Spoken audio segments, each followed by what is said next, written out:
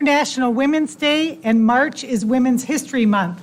Let's knowingly honor and celebrate the historical contributions and daily influence so many women provide to this world.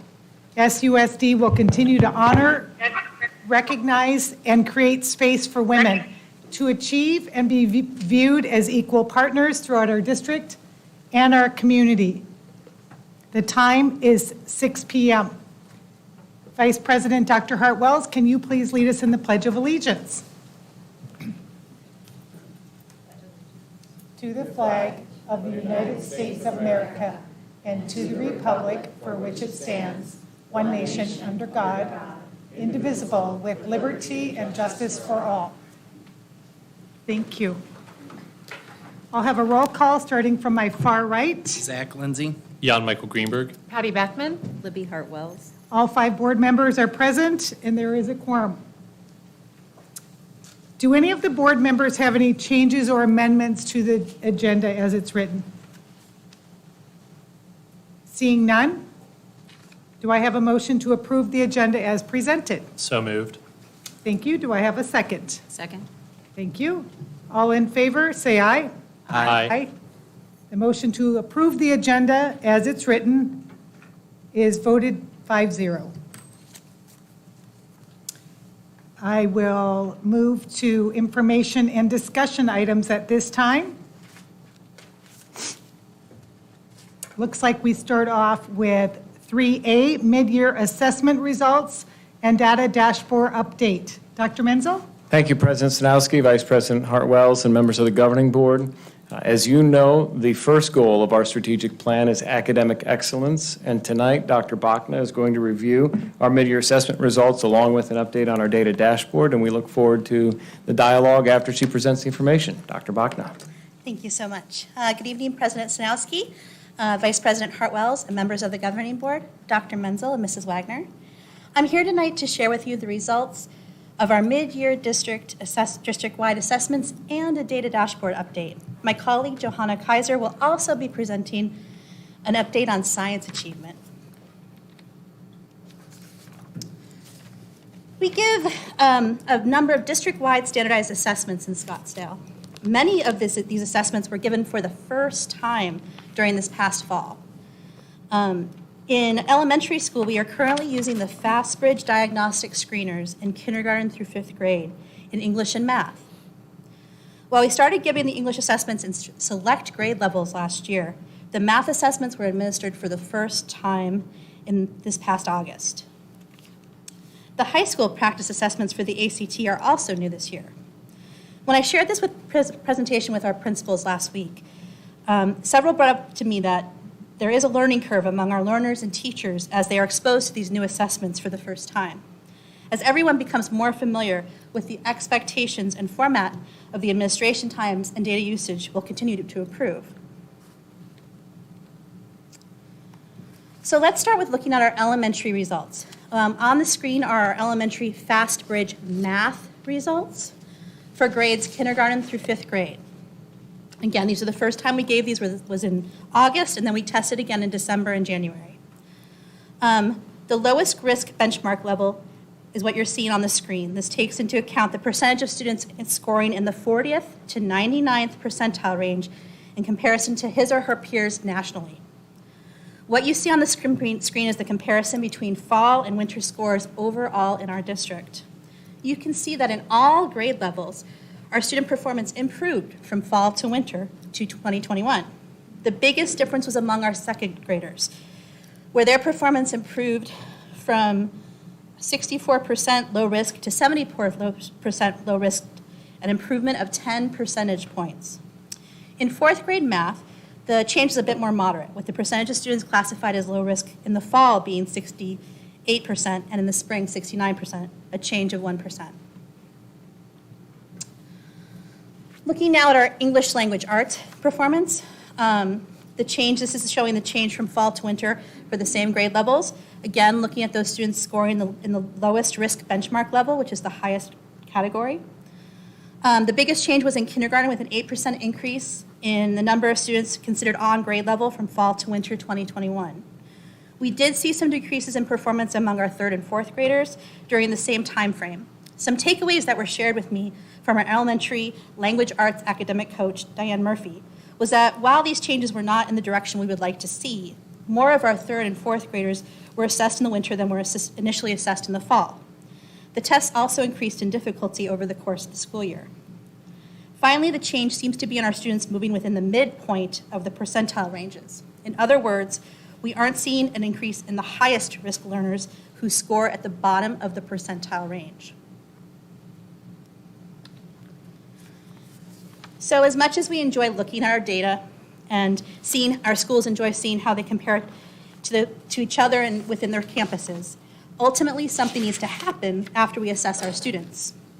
At our sites, teachers and administrators are being supported in learning to read and analyze their FastBridge results to help drive Tier 1, 2, and 3 instruction. Tier 1 refers to universal core instruction that applies to all of our students. Tier 2 is our secondary targeted instructional practices that address learning difficulties, and Tier 3 are our most intensive instructional interventions for students with significant needs. Teachers are using these results to identify students for these interventions, and students in the highest risk levels are undergoing progress monitoring to evaluate the effectiveness of the interventions in between these set benchmark periods. Changes to Tier 1 interventions are also being utilized as necessary. Moving on to our Moodle school results. What you see on the screen now is our average percent correct on the district English language arts benchmarks. These tests were teacher created several years ago and aligned to our curriculum maps at the time. One positive is that we've been using these same assessments for 4 years, so there is consistency in the data set that allows us to compare results for the current grade levels to how prior year students did last winter. You can see on the screen that there was not a substantial change in student performance from last winter to this winter. 6th grade students did slightly better, 7th grade students did slightly worse, and there was no change in 8th grade performance.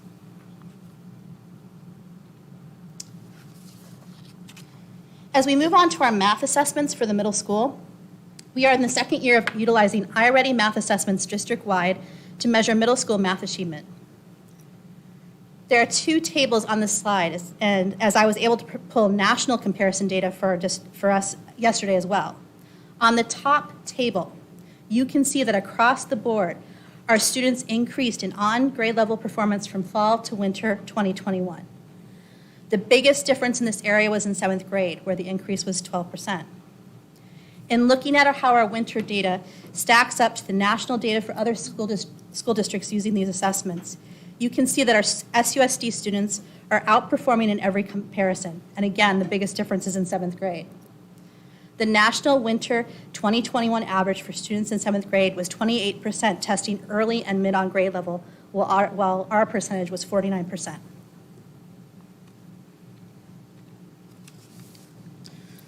Middle school next steps. In talking with principals as well as my colleagues in teaching and learning, we are looking at changing our assessment practices for English language arts going forward. This is the first year of our secondary English curriculum adoption, and we are recognizing that the assessments we've been using the past several years are no longer as useful as they once were. We are always looking to refine our assessment practices so that we are utilizing resources that help our students best demonstrate their mastery of the content. With this in mind, Jonna Wallace, our secondary literacy coach, is leading the discussion surrounding next steps in reviewing and revising our English assessments for the next year. One potential option we're looking at will be to use the Study Sync curriculum assessments that are part of our English curriculum materials for the middle school. In terms of math, schools are using the iReady results to assign students to additional math practice as needed in areas of weakness, as well as to identify students who would benefit from enrichment opportunities. Our teachers can use iReady to incentivize students to close gaps on an individual basis, as well as group students for remediation. We continue to make training on iReady available to our teachers so they have better knowledge surrounding how to use their data. Going on to high school, finally. In terms of an update on our high school district testing, here on the screen are the results of the pre-ACT and ACT practice tests that we are utilizing for the first time this school year. 9th and 10th graders took the pre-ACT fall practice tests, while the 11th graders took the ACT practice test in December. Here you can see the results of those assessments.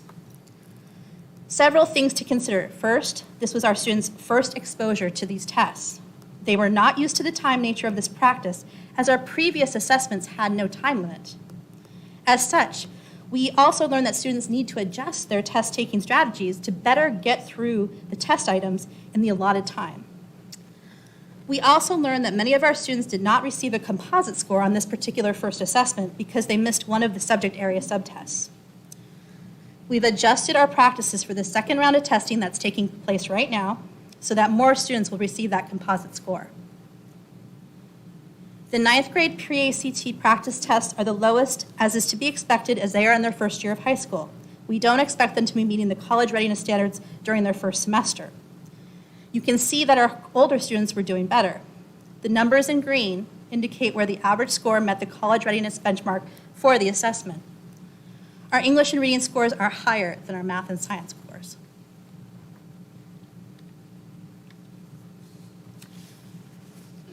One more thing on that. I know that we want to know how we compare to other districts. We don't want to just look at ourselves. We want to see how we compare around the state and around the nation. Last week, I spoke with a number of my colleagues in other districts around Arizona that gave these same assessments for the first time this year. And everyone is preferring to talk about, let's get through the hiccups of this first year before we start comparing ourselves to one another. Let's learn what we're going to learn from this, and then we can go forward and see how we are comparing while we do these practice tests.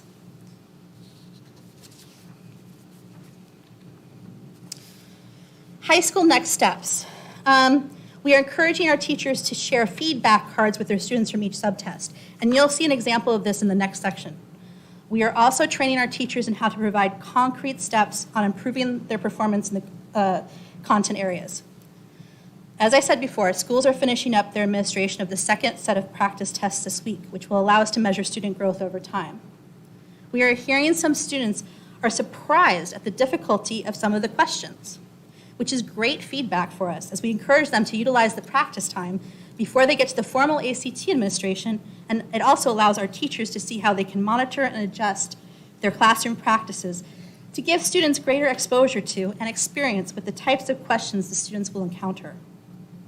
With that, I will now turn this over to my colleague, Johanna Kreiser, our pre-K-12 science academic coach, to talk more about science achievement and testing going forward. Thank you, Dr. Bachna. All right, for science achievement, we want to give a picture of then versus now because we are on the cusp of just a lot of change when it comes to testing in science in the state of Arizona. So then refers to 2019. 2019 was our last science state assessment. It was called Ames Science, and it was given in elementary in 4th grade, and it was a 4th grade content test. It was given in middle school to 8th graders, and it was primarily an 8th grade content test. And in high school, it was given to 10th grade, and it was primarily a biology content test.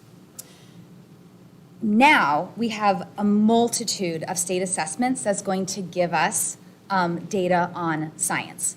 One is our AZ-Sci test. Now, it is given in 5th grade, 8th grade, and 11th grade, but they are grade band assessments. So all content, all standards from 3rd through 5th will be assessed their 5th grade year. Same thing with 8th grade, 6th through 8th. And 11th grade, again, all content, all domains, life science, earth and space science, and physical science will be assessed in 11th grade. And these assessments are very different as well. Historically, the Ames Science was really content-driven, really a regurgitation of knowledge, where our standards have shifted, as well as the assessment, to truly be three-dimensional. And that means that students must engage in the science and engineering practices, like analyzing, interpreting data, engaging in argument from evidence, using stimuli that are rooted in life science, earth and space science, and physical science. So that happens in AZ-Sci, as well as the science portions in ACT Aspire and ACT. So before then, we really only got a snapshot of 4th, 5th, 4th, 8th, and 11th, 10th grade biology, we're now going to get data on 3rd through 11th grade in terms of science performance. So very exciting. I will have a busy summer. But I did want to share with you our most recent, back in the day, 2019, of our AIM Science results. We performed outstandingly in our grades 4 and 8, and a little bit, still great in 10, always have rooms for improvement. But again, we are going to kind of throw this data away because it's not going to be comparable. In fact, there is no growth data for science because there is no comparison proposed for this next A to F ratings because it's not the same. But luckily, to help prepare our students, we are so grateful to now have these ACT practice tests for high school. In fact, we haven't had high school benchmarks in the past, so this is very new to our science teachers. And we have given the first one, and as Dr. Bachna said, the second one's going on right now. And like I said before, since these assessments are three-dimensional, that is how ACT as well groups their data. They don't group it in biology or physics or chemistry. They group it in the transferable skills, or in our science standards, we call them science and engineering practices. So students get a score on their interpretation of data. So they might be interpreting data in that involves data from biology or data from physics or from chemistry, and they're going to have to demonstrate their ability to do that. They're going to have to demonstrate their knowledge in conducting scientific investigations, and then also evaluating models and inference and experimental results. So that's how the data is grouped. And we can see that, again, our 9th grade doesn't perform as well as the upper grades because they are also assessed in all 3 domains: life science, earth and space science, and physical science. And our 9th graders may only be taking biology or physics at the moment. So we expect to see improvement in the scores as they go to 11th grade. And as the slide that Dr. Bachna shared earlier, we did see that our average score in 9th grade was 15, and then 10th grade was 18, and 11th grade is 19. So we also mentioned the power of these assessments, and again, the shift to taking the power away from the teachers and putting the information in the students' hands. And that's where these student feedback cards come in, and the students are just loving them. This is an example of a 9th grade student, and you can see this. The feedback card has the questions, what they answered, and what the correct answer was. And it also, I know it's hard to see, I apologize, but you can actually see where there are dashes. That means the question wasn't answered. So you can already start having a conversation about those soft skills that are assessed in tests, like time management. The student still passed, but didn't complete the test. And these feedback cards are available not just for science, but for ELA, math, et cetera. They give them non-mastered standards, which might be a misnomer if they didn't finish the test, but still gives them areas that they need to work on, as well as mastered standards. And then students get a score for science or ELA, and they can take that score and using the ACT ideas for progress that say, hey, a student that typically scores a 19 can do this, and will need to do this to be more successful, and take that and help the students set goals. So a lot of students have been eager for their feedback card, and I guess eager for this next assessment, maybe not.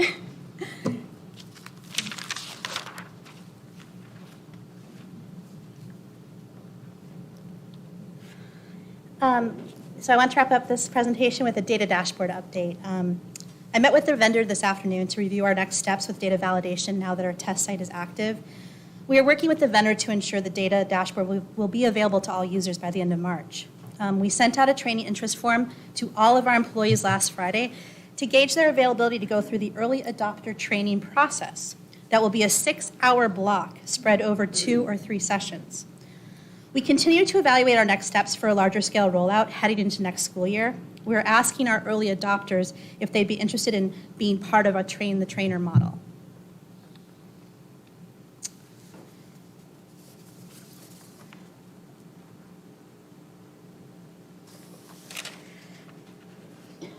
What is showing on the screen is the current landing page when an individual logs into our data dashboard. As you can see across the top, there are different tabs for all the information contained within the system that each district administrator, site administrator, and teacher can access on their students. As a district administrator, you will see all the students in the school district, whereas a site-based administrator will see students for their school when they first log in. And a teacher will see this information on their particular groups of students. You will see here that you always have the ability on all of the pages to filter data. You can filter by different grade levels, by different demographic information, and you can look at all the different information that's available to you from these various perspectives. One interesting feature about this data warehouse is that it has questions already built in that kind of guide the discussion as we go through.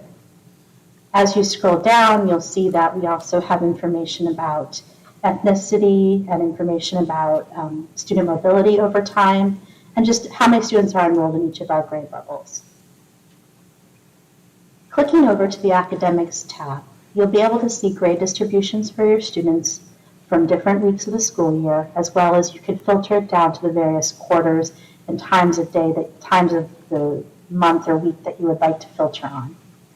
Again, we'll also be able to see the grade distribution over time within a campus and also within the different subject areas that are being taught. As we work through the different dashboards available to us, we will be able to customize our viewpoints to what our teachers and principals want to see first and most. What is the most important information they need to see right when they log in?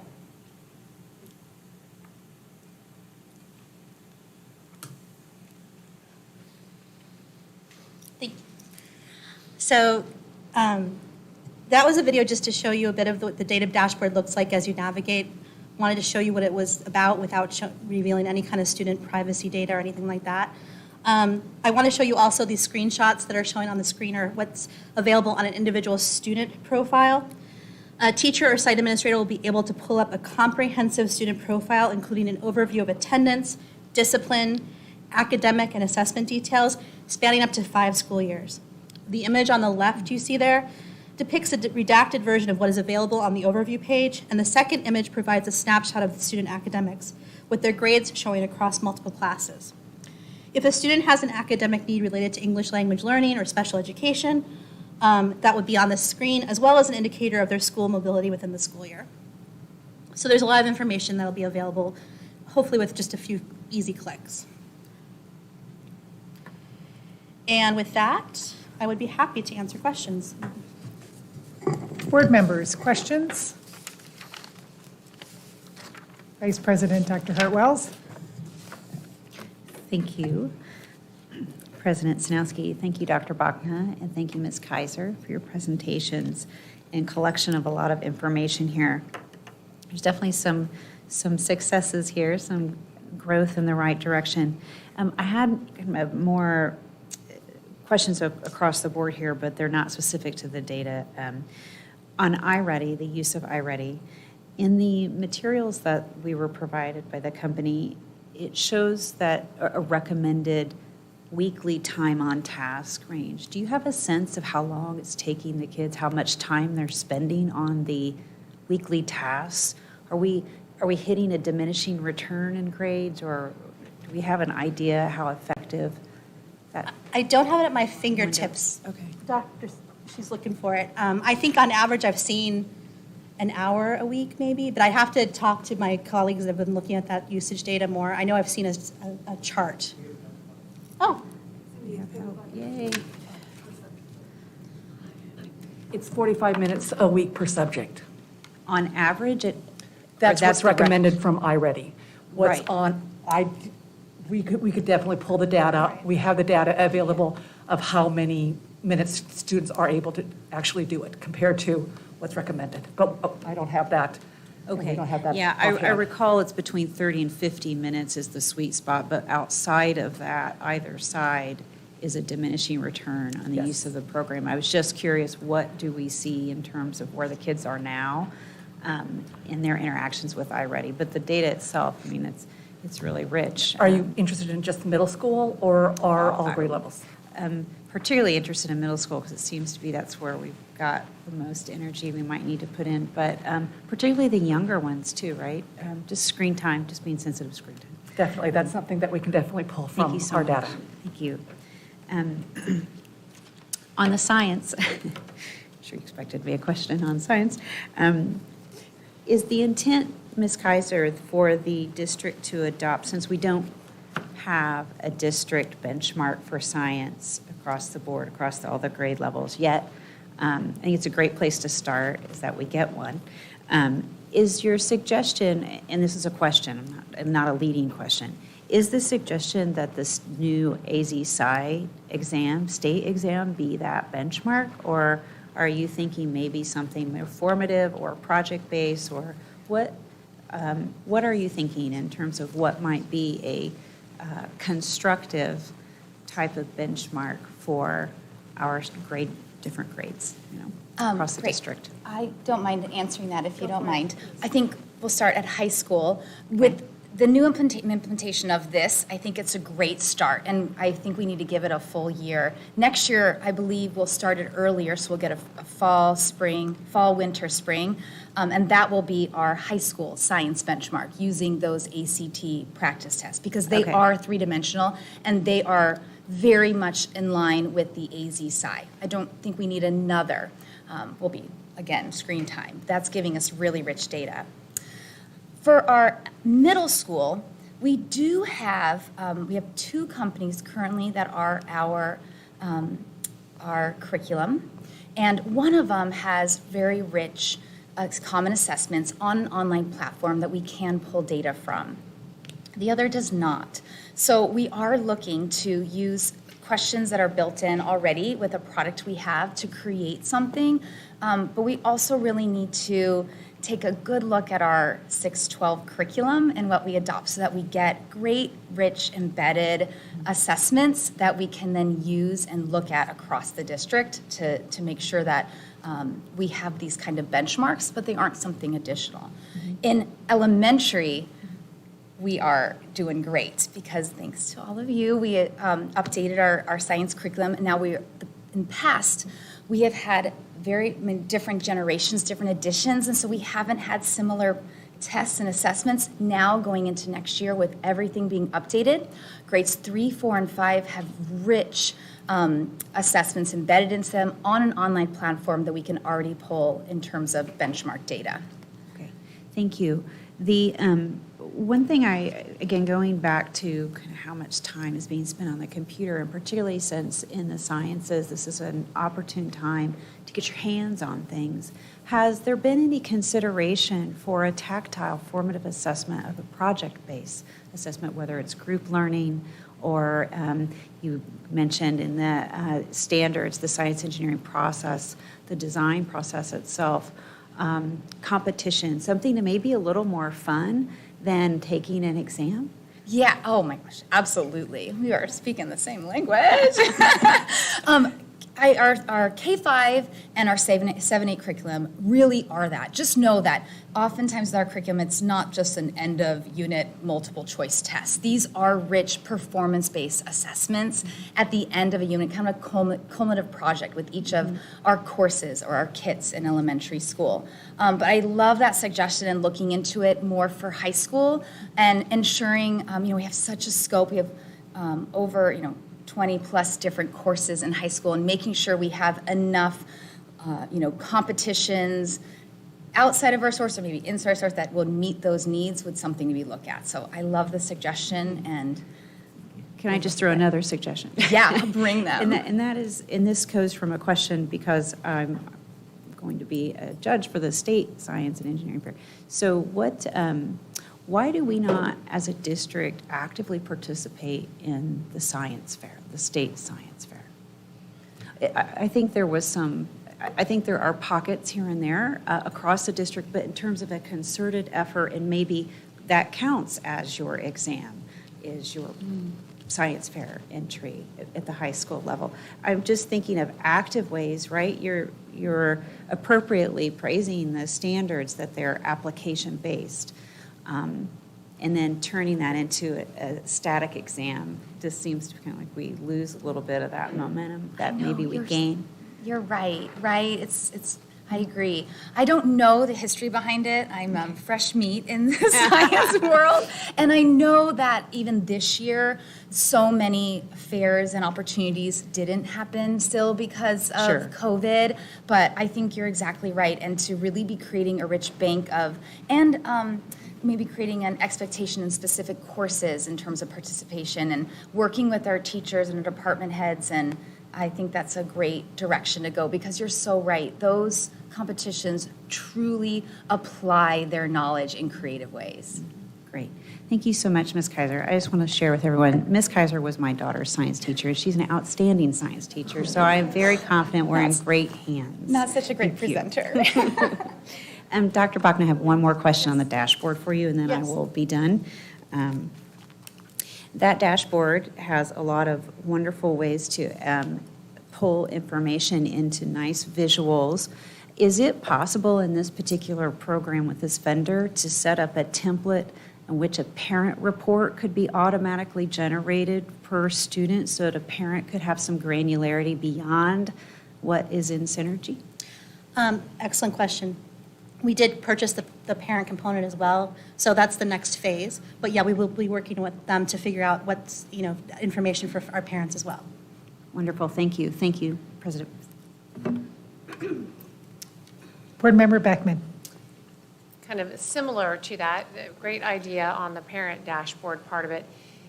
How customizable is the data dashboard? Meaning, I see the different tabs here, but is there a way to do an overlay chart maybe that does a comparison of attendance, tardies, et cetera, with grades and courses so you can easily identify, your whatever you want to, events with grades increasing, dropping, et cetera? Absolutely. I believe that is the case. We talk to our vendor, we're actually collecting feedback not only of who wants to be trained, but can you rank what you're most interested in first so we can prioritize what kind of things you want to see together, which dashboards are most salient to you. So I think there's hundreds of possible dashboards, and we can customize it how we need for our district, but we also can allow some customizability up to the teacher, up to the administrator at the campus.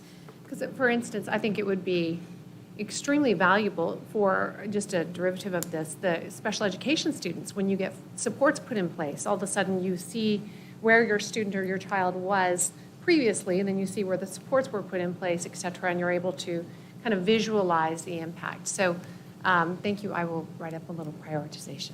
Absolutely. And I will also say that within the program, you can on the fly create student groups. So maybe you have a cluster of students in your classroom that you're working on a particular skill with, and you've designed an intervention for them. You can click their names in this program and track all their data just on those students and put it together how you see fit. So it's got a lot of capabilities. We're really looking forward to getting it really fully rolled out. Any other questions from board members? Board Member Greenberg. When we're discussing the lowest risk benchmark for math or ELA, you said that's 40th to 90th percentile norm nationally. What does that translate to in terms of grades or other performance those students have? I mean, what is the similarity, I guess, between a student who is maybe in the 45th percentile versus a student who is in the 85th percentile? Do we know that, or is it? I'm going to have Donna come up and talk a little bit more about that because she knows a little bit more of the nitty-gritty in there.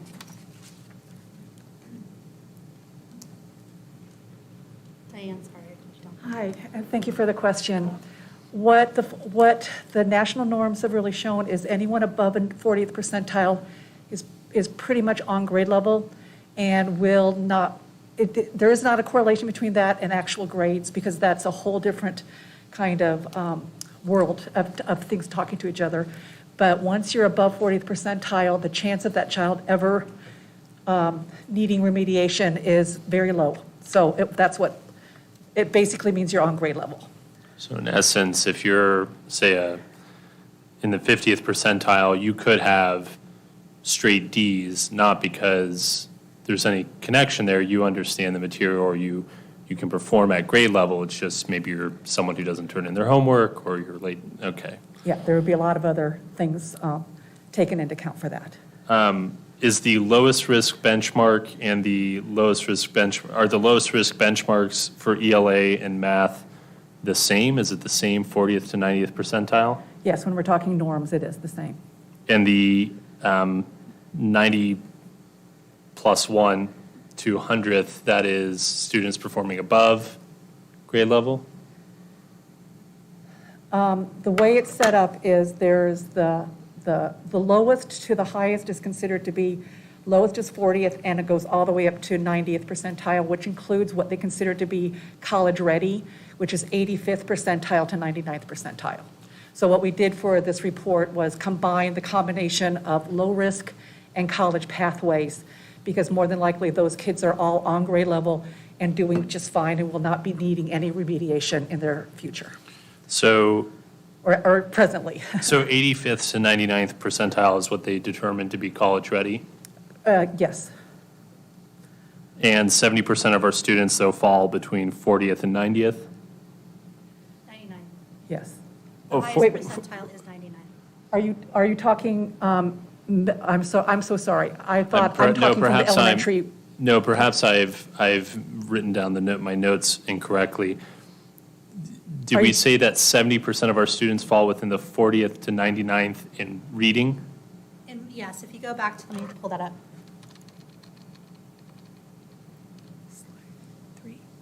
So in this winter, kindergarten was 75% of our students were falling into the lowest risk level. In first grade, it was 68%, in second Right. grade, and so on and so forth. Yeah, sorry, okay, all right. But I guess what I'm trying to say is that lowest risk benchmark is 40th to 99th? Right. I see. Do we know how many of our students fall within the college ready portion? We have it, yes, we can share it with you. I don't have it right in front of me. Okay. But these numbers include those kids in the college pathway. Right. Because it is that top level. And students that are not in the college pathway, I'm not a believer that college is the right option for everybody, so I'm just curious what we're supposed to take away from that. Students not in that group, what does that mean in terms of remediation? If remediation's not needed, but they're not in the college ready pathway, does that mean that they are performing at an appropriate level, but perhaps have interests outside of college, or I don't? Honestly, I'm not really crazy about the college pathway labeling for the 85th percentile. Okay. It's another way you can kind of say they're at an exemplary level. Okay. Whereas the low risk is really kind of basically what I would call on grade level. What we're really looking for when we're looking at these percentages is what I would like to see is somewhere between 75 to 80%. Because what that means at 75 to 80% is you have a really strong core one program. So if you have anything lower than that, it's something where we have to reflect on our core program or our tier one kinds of things. So that's something where what our targeting is, because nationally, usually there's about 20% of the students that might be needing either tier 2 or tier 3 support. And we have those in place, but that's what we're looking for. That's why we combine both the lowest and the college ready. Okay, that's very helpful. I appreciate it. So in essence, what our goal is to have about an 80-20 split, something around that Yes, 75-25. that would be kind of a national norm. If we can get higher than 80, that's definitely always our goal. But- Right, that's our, I phrased that incorrectly. We're not aiming to keep people in 25%, but that's if we were at about that area, that Yes. would, okay. Yes. Thank you very much. I appreciate that information, and this has been a very informative discussion. Thank you. Board Member Lindsay. Could you provide some examples of the interventions to Tier 1 that are being implemented? Just stay up there. Thank you, Ms. Lindsay. Some of the tier 1, depending upon one of the things we have in our, I'm going to be talking K-5 right now. One of the things in our Fast Bridge and through our universal screener is it also will give us information if any of our classrooms need tier 1 intervention as well. Basically, if we have more than 20% of the kids in a classroom at some are high risk, it's saying we need to do some intervention with our tier 1. And it will give specific plans based upon how the students have done. So for instance, in kindergarten and first grade, it may be some more phonemic awareness every day that the students may need. It could be they need some more phonics every day, could be some work with sight words. In the older grades, it may be overall, the students may need some more work on fluency. So it's very specific to the teacher and the grade level and what those needs are for that classroom. Okay. And then the iReady stuff made me perk up. What's the suggested screen time for the elementary kids? Do you know off the top of your head?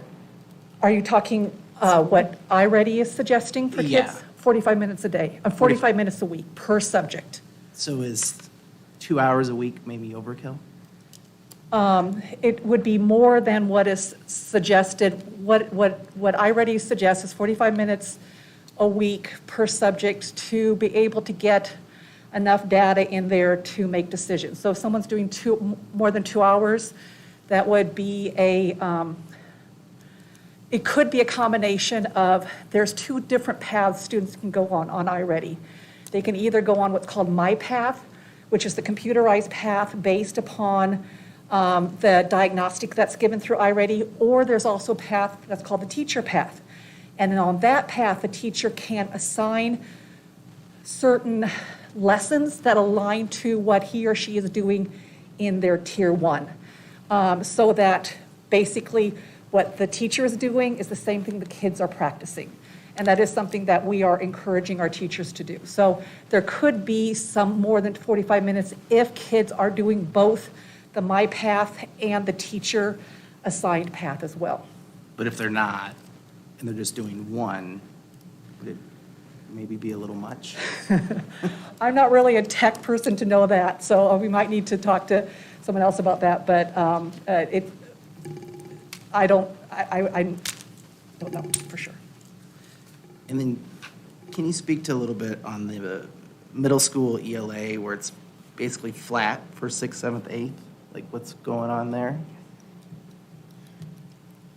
So just to let you guys know, on that one, see if I can flip to it. So they're the same tests every year, so we're just using, this isn't looking at 6th grade within the school year compared to each other. This is last year to this year. It's different cohorts. It is different cohorts. The other data I presented tonight, all was the same kids, the same cohort. This is the one place we didn't have that comparability. You know, I think the tests are difficult. The standards we're measuring, they were built with the intention of really giving them practice for those standardized tests. And so I think we've seen just consistently over time, we haven't seen a lot of change. But again, they weren't built to be formal assessments that we've standardized with any kind of metrics. This was all teacher created. So we don't have that baseline of how this compares to anybody else because these are really just purely SUSD tests. But Dr. Bachner, just to clarify, if you're looking at this chart, 6th graders in winter of 2020 or 7th graders in winter of Yeah, they went 2021. up. Right. So it's a 7th plus. graders went from 61% to 70% as 8th graders. Good point. So we show growth in each of those years. Yeah, and the cohorts. Thank you. Any other questions? Board Member Beckman. So looking at the high school scores, and then looking over to the high school next steps, just walk me through, from a parent's perspective, the communication and what they can expect from our district if their student is not where they need to be, and how the parent's going to understand what supports are being put in place. At the bottom, I see students or support students with testing strategies, time management, et cetera. If I'm a parent and I see how my child did on the pre-ACT and then ACT, and I'm thinking they need support, how do I know? Can you kind of walk me through this? I'm going to defer to one of my colleagues to come and talk about that a little bit more because they're more in the action steps than I am. Hello, my name is Jonna Wallace. When you're talking about the next steps for that, what we're doing right now with our teachers, the way that we're talking about the data is for them to be giving the feedback cards to their students within 48 hours after having taken the test. It's still fresh in the student's mind, it's still fresh in the teacher's mind. With that, then, what's happening at some of our high schools is the students are the ones that are identifying what it is that they need to work on. They're taking a look and they can see on the feedback card that Johanna Kaiser shared, it showed where they hadn't answered some of the questions. The students can see that, they can see what kinds of strategies they need to put into place for the test. That answers my question. I do appreciate that. I do have to say, I wish there was a parent component so that the parent knew where their student was in case they needed additional tutoring or help along the way. Because we are anticipating that our students will take that feedback and act on it, and some of our lower achieving students won't share that with their parents necessarily and get the help they may need. So if we could somehow communicate that as well, and identify the areas of, you may want to support your student here, they may already be on it, but I think that there's some room there to kind of work and collaborate. And Board Member Beckham, we are really excited about the data dashboard because what we want to do is empower parents. We're using focus groups, a focus group strategy to see what is really important. So when asking parents what they want to see, and this is in another phase of the data dashboard, we're building it first for teachers to use the information to impact instruction. So this will be another level. But if this pre-ACT, ACT data is important for parents, we can filter it into the data dashboard and they can get that information right away. So I love that suggestion, and that's why this tool is going to be so powerful. So instead of having to go fish for the important information, it'll all be in one place, accessible. Okay, that'll be great. Thank you. Any other questions or comments? Well, I have to thank all of you for your great questions and comments because everything I thought of, they mentioned. So that was great. I do want to give kudos to Ms. Murphy and Ms. Kaiser and Ms. Wallace. I know they are some of our top instructional leaders in their subject areas in the district, and I appreciate hearing from them and seeing them do this good work. They've been great teachers and colleagues to many. The only thing I'd really like to mention is Ms. Kaiser mentioned the ninth grade students taking the science test. And I think it's really important to note, if I understand this correctly, they're being tested on subject matter material that they may not have studied in depth yet. Is that correct? You don't have to run. No, but it's really important. So Yeah. the answer is yes. Yeah. But when you read and know and understand and live and breathe the standards, both ACT and our Arizona Science Standards, it's no longer about a regurgitation of facts. It's about applying your knowledge and understanding of doing science to any problem that comes your way. So while the graph might be rooted in the population of frogs, which might be rooted in a life science standard and related to weather and but the objective is, can the students analyze and interpret data to be able to make great decisions about that? So yes, of course, we want them to fully understand everything in all the content areas. But if we're truly teaching and instructing three-dimensionally and putting those practices forward, our students are going to be able to problem solve anything that comes their way. Those are those transferable science skills that you had mentioned. Exactly. Yes, so ACT calls them transferable skills. Our Arizona State Science Standards calls them science and engineering practices. perfect. Same outcome though, right? Yeah. Preferred, okay, great.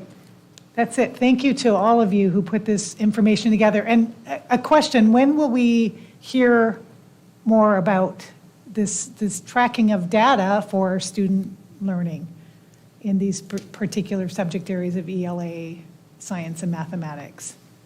In terms of the ACT practice? yeah, just like we're getting a glimpse of before and now, so when is next? We should have some more information at the end of the month.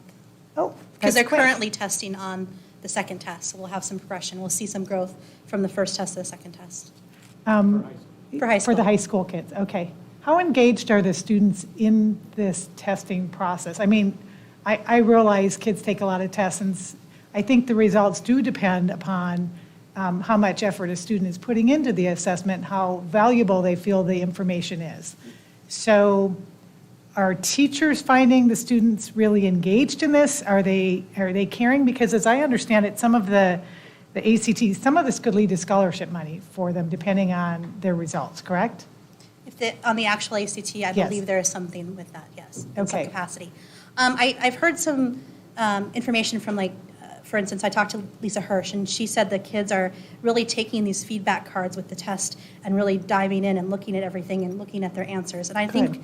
Johanna, you've actually been out to Desert Mountain and done a series of trainings with the teachers, right? Do you want to talk about any of that? And I was at Saguaro when they gave the first round.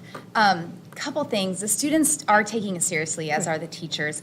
The students became upset with the timing out. That was that was so new to them, and really became frustrated with that. So I think they're approaching it the second time differently as, oh my goodness, what if that had been the first time they had taken the test and it had timed out? So I know that student teachers are taking it very seriously. It is new, at least for the science teachers, this is their first time administering a benchmark on School City, and so there's the logistics of figuring it out, so that, but the teachers taking it seriously. In terms of interpreting the data and sharing that out to students, I mean, teachers have been eager to do this for a while, especially since I know for science, they're only teaching one content, one domain. So for them to be able to give, if they're teaching physics at the moment to an 11th grader, for them to give a student feedback on their life science performance and their earth and space science performance that they're not assessing in the classroom every day because they're teaching physics, that's been really powerful and helpful for teachers, because they want to say, how do I help across all those domains? That's more science specific. But it's also new, so we're just going to keep pushing it and supporting teachers and students with it. Thank you, and thank you all for that great presentation. All right, with that, we will move on to 3B, first read and revisions to policy IHAMD, instruction and training in suicide prevention. Dr. Menzel. Thank you, President Snowski and members of the governing board. Ms. Bird is here to present the first read of the policy, instruction and training in suicide prevention, the revisions to the policy. So if you remember some time back, I don't exactly remember when it was, we talked about some concerns and challenges that our students are having, not just on the academic level, but social, emotionally, and access to weapons, as well as maybe some other challenges. And the thinking at the time was perhaps the way to address this is that it might fit well, perhaps, in this particular policy. So taking that discussion and the feedback that I got from various board members, this is a proposal as to how this might fit within policy. Certainly, if after going through all this, the board does not feel like this is the right direction to address those concerns, the discussion can be had about what may appropriately address the board's concerns. But again, I'm not going to read through the policy.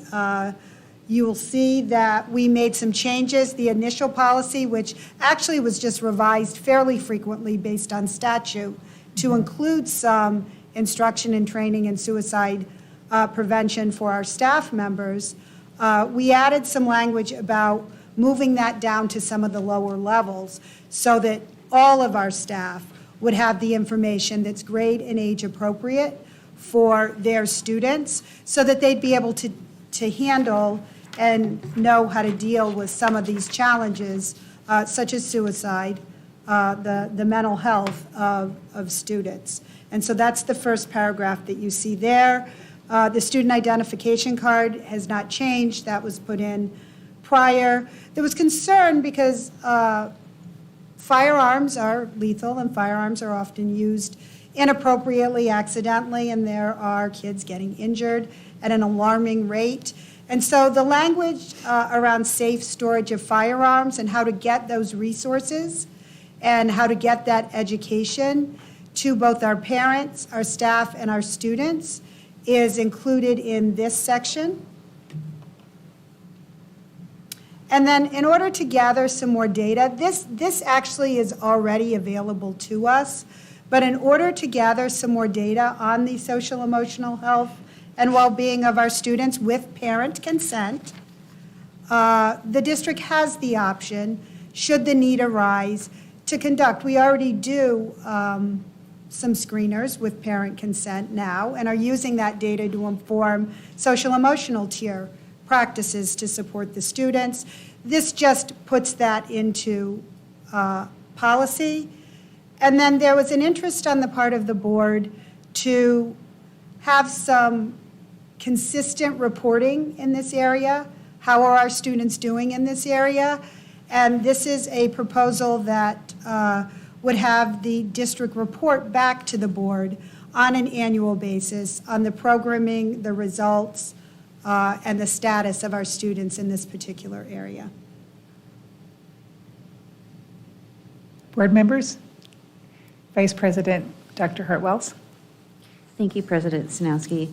Thank you, Ms. Byrd, for preparing this proposed policy amendment based on the discussion, I believe it was the end of January, if I remember correctly, and then an ongoing discussion in terms of social, emotional, mental well-being of our students and staff.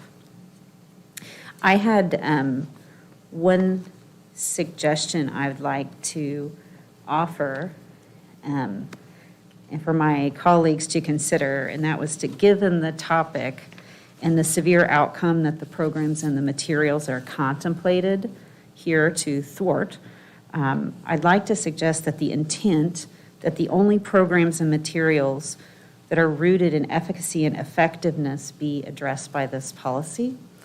One way to do that, and it's a suggestion to consider, is to include a definition of evidence-based that articulates the intent so that the definition provides a due diligence control for what is, and importantly, what is not in the scope of evidence-based. I feel this is important to include expressly in the policy to ensure that the health of the student and staff remain the priority of any program that would be included under this policy. I am happy to propose some language. It's just a first read for consideration. That is gleaned from the scientific literature, so the evidence-based term is used in the physical sciences literature in a little bit different way than it's used in the social sciences literature. So I'm happy to propose some language, but I would like at least some kind of guardrails on what the term evidence-based means so that that gives the staff some quality control around what type of program fits and what type of program could possibly do harm. I mean, not intended, but could. And Dr. Hartwells, you're suggesting that goes in this first introductory paragraph? In Is terms that of where, place, I'm just so, is that kind of where you're thinking that that would best fit? in terms of placement, I defer to your, in contracts, a lot of times definitions are either in the front or in the back or after the term is introduced, so however you think it fits. The term evidence-based is used in the top part of the policy that was out of statute, so this term is in statute. I just think that to offer some clarity of what evidence-based means, because it's used differently depending on the intent of the perhaps stakeholder. Understood. Thank you. Thank you, Vice President Hartwells. Board Member Beckman. So under the student surveys, is there a reason why it says access to the screening tool and its contents must be available to parents upon request? Is there a reason why we just don't have the surveys and the screening tool available under student services or whatever on our website? So at any time, a parent could go on there and see what the survey would look like or the tools? Well, this doesn't contemplate any particular survey. Usually, just like curriculum, you have the ability to ask for and view curriculum, so it was kind of paralleling that. All of our curriculum doesn't necessarily in its totality. There is also some, in terms of just putting the test up on the website, there are some objections probably that the manufacturer of that test would have, just having their testing instrument out there. But this was a way, because we do contemplate that a parent would give written informed consent for these. Again, as is tracked in statute, there's no statutory requirement that these be on a website. And so if a parent needs to garner more information, they certainly could do that upon request. But I don't know how even practicable it would be to put these screeners, and again, we're not talking about screening students on a daily type basis. It's more along the lines of actually what we're currently doing. Dr. Menzel? I was just going to add that depending on the proprietary nature of the survey, if we've paid for it, we have fair use, and we can then share it with parents as Lori described. But if we put it out on the internet, on our website, anybody else can grab it. That vendor is then not getting paid by someone else who improperly takes it. And so it's, if it's an open source survey that anyone can use, then it would make sense to post it. But if it's got protection based on the organization that's providing the survey, then they have a market interest in being able to sell that to other people, not people inappropriately accessing it from our website. Okay. All right, let me think about that as first read. As an aside to the policy, I know we talked about in here just kind of awareness, et cetera. I went to our website, and the resources are kind of embedded in there. I really, you have to, not that they're hidden, but you do have to go to this tab and then click on this or whatever, and then get a list of resources available in the community for kids, some signs of suicide, et cetera. I would like to see us have a bigger, presence isn't the right word, but have them front and center a little bit more, every once in a while, or easily more accessible to people that might be rooting around for that, not have to really go in deep and search for a long time for that. I don't know whether maybe during the specific month or once a quarter or something, or we put out something on the PTO websites, just so here are the resources, but I feel like we have to go digging around for it a little too much. So what you're really talking about is the implementation of a policy. Mm-hmm. And certainly, we could share with the board how the policy would be implemented. A policy is more of a global, as you know. Right. Not telling you anything you don't know. And then we would figure out how the district, would implement that, carrying out the full intent of the policy that was approved by the board. But certainly, concerns about how accessible information is a big concern, because it wouldn't be, within the intent of providing these resources if no one could find them. Right. And so, publishing a list of resources, the request of the board is that they be prominent and easily accessible, and in applicable languages as well. And kind of adjacent to this, we make it a point in the policy to put these resources available on the student ID cards as far as the hotlines, et cetera. I would love to see our parents not have to go searching for resources with regard to community specialists and whatnot that can help with mental health, et cetera. Not that we can just have that blanket front page, but not have to go through 4 different clicks and find tabs, et cetera, because this is a subject that no one's really going to go to people about quite often. They're not going to say, I'm a parent, my child, some will, is thinking about this. They're going to be on their own looking for it, and I just think we should make it a priority to make it a little bit more accessible and visible. And again, the good thing, well, I don't know if it's a good thing, that's up to you whether it's a good thing or not, I guess, is that under our annual reporting requirements, that's certainly something that you can expect from the district is, where were these resources published? How many people accessed them? And that sort of thing. I'll have to defer to, you know, Shannon Cron and other people as to what exactly that might look like, but, I mean, I don't disagree that, you know, if you have resources but no one can find them, it's kind of not just as bad as not doing it at all. Right. Board Member Greenberg. I just want to say that I am very supportive of these changes as presented, and I think Board Member Hartwell's additional suggestions would be welcome for review. So I would ask that that be done so we could, at a minimum, see what they would look like and add them in. But yeah, I'm just very thankful to the board and the administration continuously working on these issues. I will note, when it comes to surveys, COVID changed a lot, but in 2019, Houston lost a $8 million lawsuit for copying study guides for its students. So it's not, people don't like it. That's all I'll say about that. Yeah, no, I'm just very thankful because this is a very serious issue. It's an important issue, and it's one I know our district takes very seriously, and if we can make it, all of our resources, I mean, I think our website could be done better, but I think if we can make our website more easily accessible with its resources, I support that as well. Mm-hmm.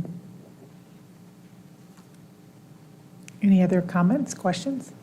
Okay, then I'd like to add my 2 cents worth. I really appreciate the discussions that were brought up, and I concur. I think that our health and well-being of our students and staff needs to be a priority of our district.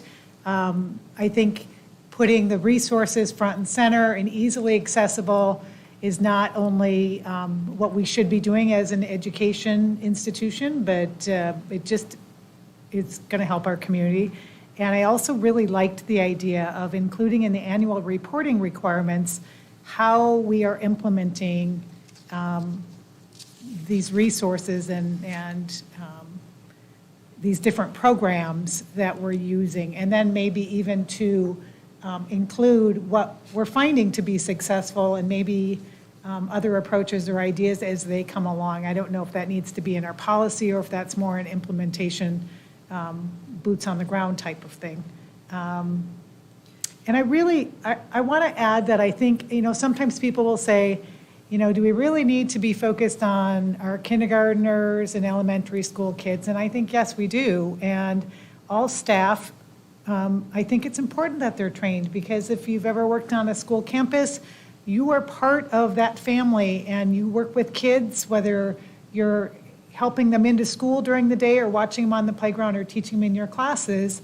You interact with kids. And so it is possible that someone is seeing something that they're concerned about. So I think that's really important for us to keep in mind of that team approach so that all staff members are properly trained in these, you know, issues and possibly helping students better be successful emotionally and socially. So I appreciate the conversations and appreciate the work that has been done. And I will say, I think it's great that our legislature does value and putting in statute some issues where they're requiring these types of mitigation strategies being put in place in our schools.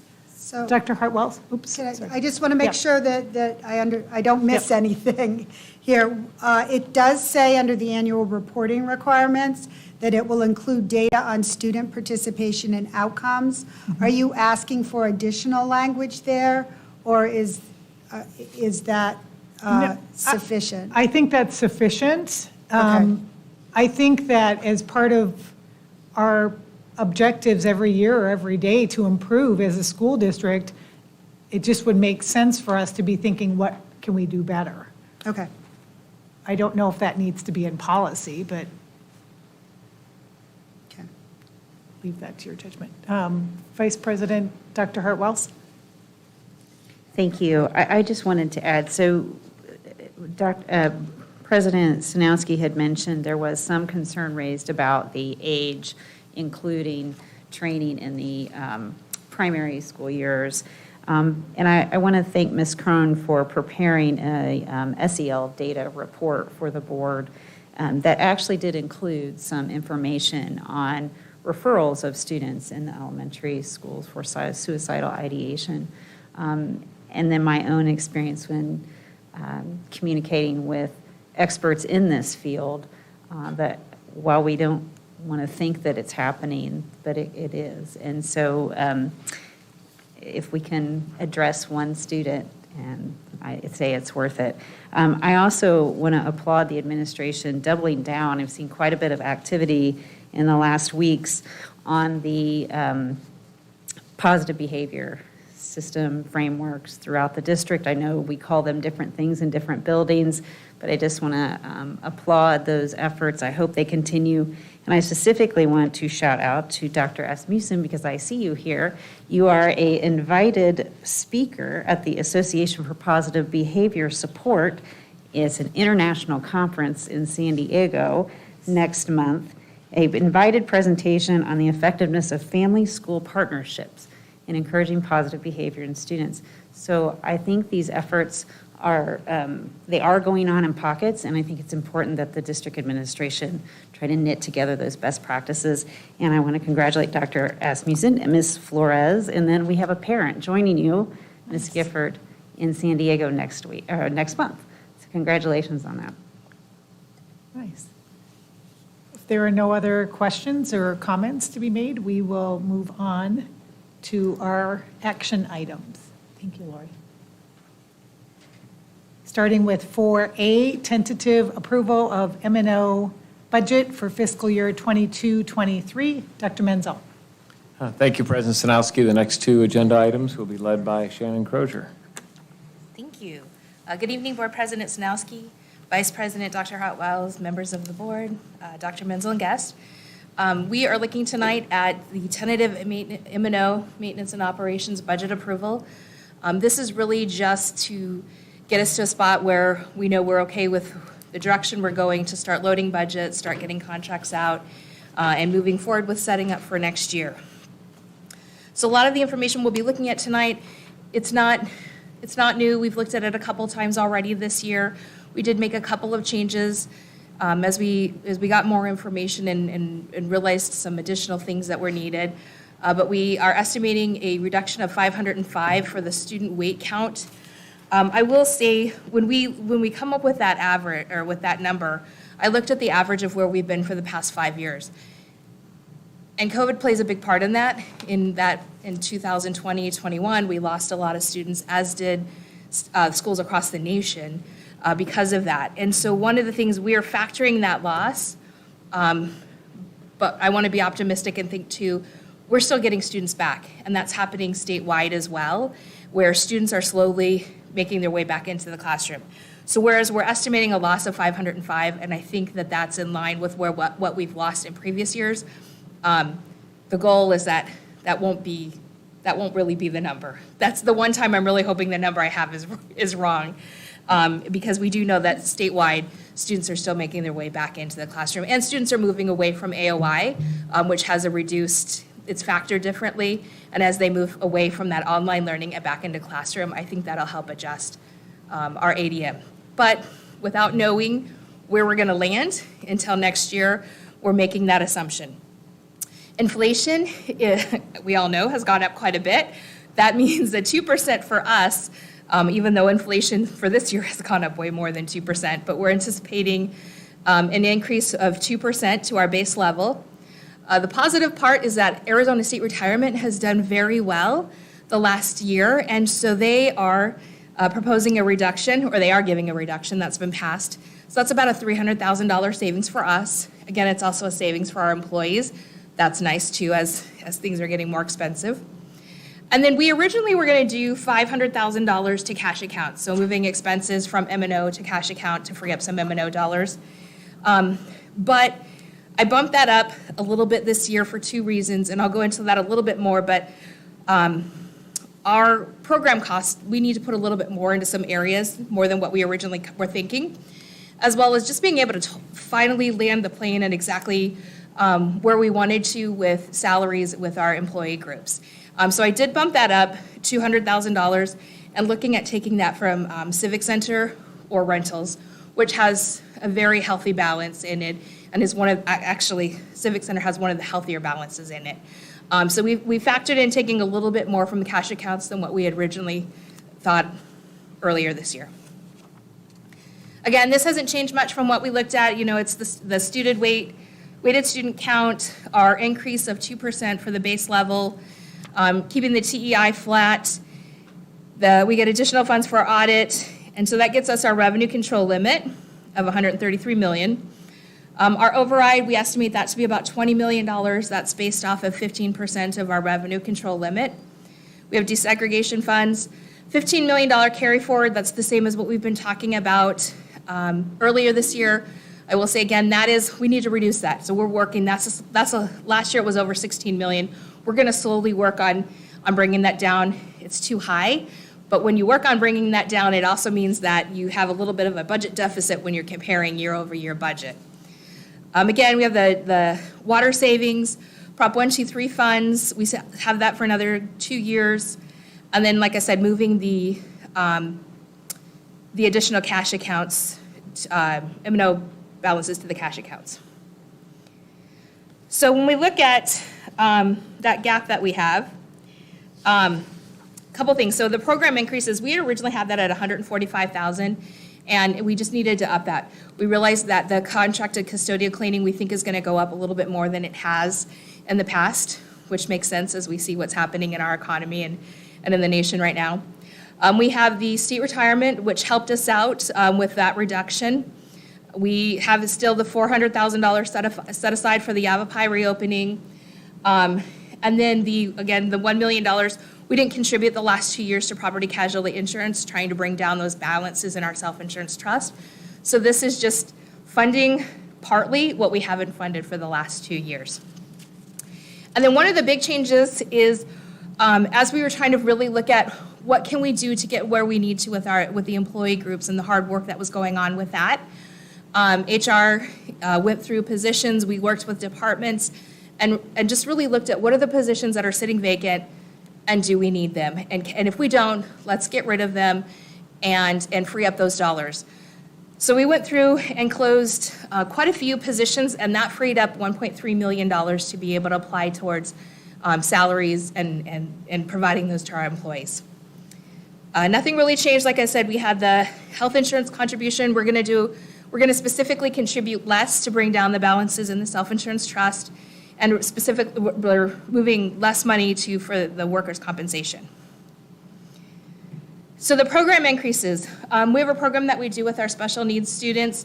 It's called Transition from School to Work, and it's kind of a matching grant that we do that works with getting those students into work programs. And so with salary increases and programming needs, that has increased about $40,000. Our athletic trainers has gone up a little bit. It normally goes up about $5,000 every single year. That's normal. Contracted custodial jumped more than I anticipated. And we're going to look at that a little bit to make sure that we really think that that's right. However, it's in facilities, and we know we need, with the way the prices have been going up and inflation is going up, whether we use that in contracted or custodial or somewhere else in facilities, they're going to need that money, even if the contracted comes in a little bit lower, just because the prices on things have just gone up exponentially over the last year. We have our annual audit that we do, that we anticipate that going up a little bit. And then I did try to put some more into facilities and communications. It's not enough to cover, but it was what we could kind of do and still be within a reasonable range. If we find that throughout the year there's additional funds that come in, we know just with the cost, we really want to be advertising what we're doing and the programs that we can do to get our enrollment up. So putting the money behind what we need for that. And again, we've got some departments where the inflation is just really starting to cause problems. So we'll look again if there's additional funds that become freed up as to what do we need to help offset supplies and the increase in costs that we're seeing in those departments.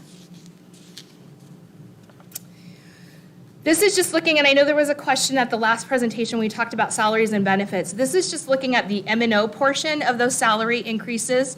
When we talk about salaries and benefits, I've got it broken down by each fund, how that impacts it, but because this is just for M&O, this is just the increase there.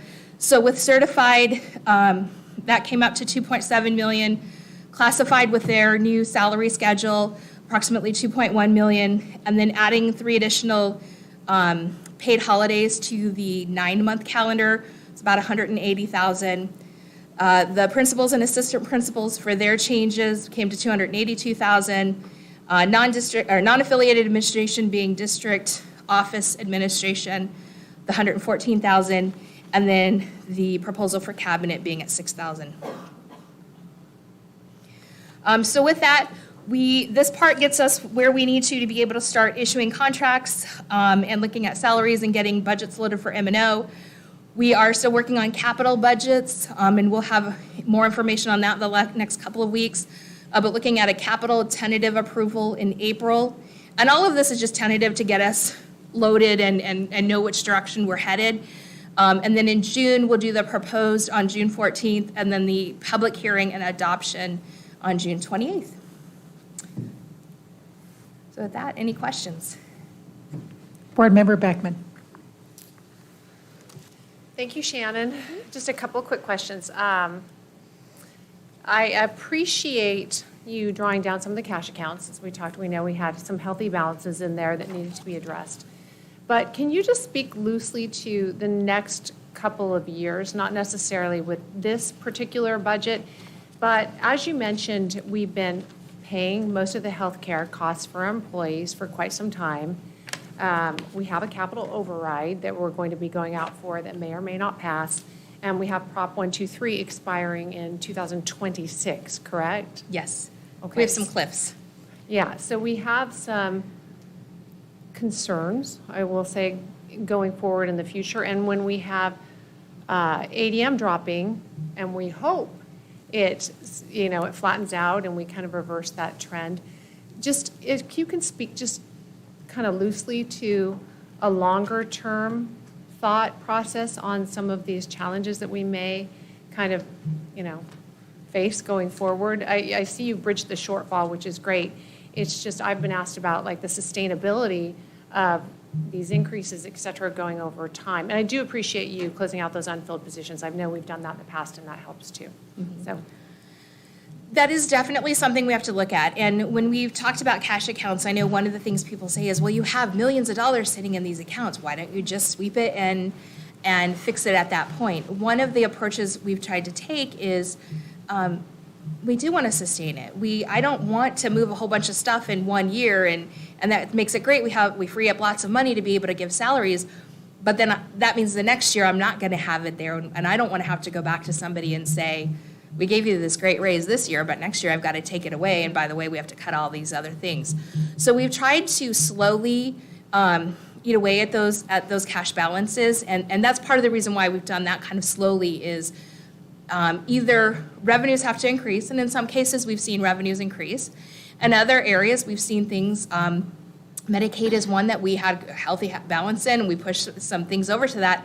And we're looking at it now saying we need to back off on that some and start looking at where do we need to move things around a little bit because the revenues haven't stayed at that same level. So it's something we're constantly monitoring is what is the revenue coming in? How much are we really spending in those? In some cases with the cash accounts, we move positions over, but if they don't fill, we may not spend the whole amount that we thought we were going to originally fill in there. So we are monitoring where are we spending, where are those balances out, and really looking at what is a 5-year trajectory for each one of those. So within M&O, where do we think we can be 5 years from now? Within cash accounts, where does that look 5 years? And so we've tried to take a longer approach with how we make those choices so that we can. And balancing that. So I don't want to just hold on to money and tell people we can't give any raises at all, but also knowing that we can't always give 3 or 4 or 5% raises down the road like we've been able to do the past couple of years. It's not sustainable if we keep lowering our ADM and don't look at what are the right class sizes. I think for the last 2 years because of COVID, we've tried to say, okay, let's hang off on making some of the decisions we have to make because is it the right time to raise class sizes when we're trying to keep students separated? But there are definitely, if ADM doesn't change, there are definitely some hard decisions that will have to be made in the future. to be able to keep all this up. Okay, thank you for addressing that. And then I don't know if Dr. Menzel, you could speak to this, or maybe Dr. Sakos. Inside this projected budget, are there any areas that you can speak to? I know we're spending money in the classroom, obviously, but programs, et cetera, that are specifically touching on our students. I know in general they are, but anything that we can think of off the bat that we know are coming up? Are you talking about new programs? Yeah, new programs or any money that we're leaning towards. I know, like, we had, someone asked me if I wanted to kind of touch on, because I know you lump it in kind of these overarching segments, that if there was anything that we think about in the future with this budget or the one going forward that we know, whether it's a language adoption or something like that. Most recently, we've been using the ESSER funding to pilot innovative ideas to determine if we can scale. And so that's been an opportunity for us to not use M&O in order to be able to do those things. So you've seen a list of those. I'm trying to think if there are any other large-scale adoptions. I mean, 3 years ago, we started the early years program at Anasazi. So there's still things that we continue to fund with that as that gets up and running, as well as the middle years with Mountainside. We've seen with ESSER, we've seen quite a bit for reading specialist, math specialist. I would say that we've really tried to focus the last year on what do we need for interventions and not necessarily programs. And the other part of it, I think, is as we've been working through this strategic design plan, I think it would be prudent to kind of look at what is that and the direction and the initiatives we want to take at that, and base our new ideas or what we want to do based off of where that leads us to, and how we move in the future. All right, thank you. Vice President Dr. Hartwells. Thank you, President Snowski. Thank you, Shannon. Could you give, I don't know if you know this off the top of your head, you give us these budget reports each month, which we appreciate very much. But can you give the community an idea of where we are in the spend for this school year compared to what our current budget is? Within all funds or M&O or? Okay, M&O, whichever one you can, that's the bigger one. Off the top of my head, I would not be able to give percentages or dollar amounts. We're fairly in line with where we've been in the past at this time of the year. I'm not seeing anything that looks really, we're way under, we're way over. Okay. It's hard to tell where you're really going to land until after that final payout that happens in June for our teachers. So because there's so much that's encumbered, but a lot of that ends up when you do that final pay for teacher to balance out or to end their contracts, and a lot of them have it spread out so they kind of get a larger chunk at the end of the year. It's kind of hard to tell where you're totally going to land with payroll, because you don't know. I mean, you have to look at where we're at with that. But how our spending is right now and our encumbrances is not off from where we've been in the past at this time. Okay, good. That's great. Yeah. And then at some point, and I don't expect you to do that this evening, but I would appreciate having some context, whether it's a memo to the board, some context on what this ironically named water savings transfer really is. I can tell you a little bit right now. Sure, I'd like actually a little bit deeper story, because it keeps showing up as a $2 million plus payment. It is. Budget. When we, so what it is, we transfer money from our M&O over to water savings. It's called water savings. It's energy savings. It's when we do the lease agreements for some of these energy savings projects that were done in years past.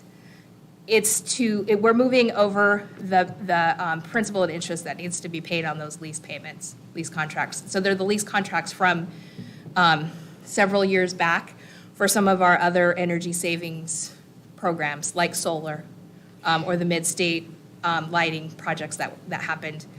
So why is it called water? It's just the name of, because it's water energy. So energy in general. Yeah. So yeah. I think utilities. Okay, so the reason I'm asking for some more context is because this seems to be an area of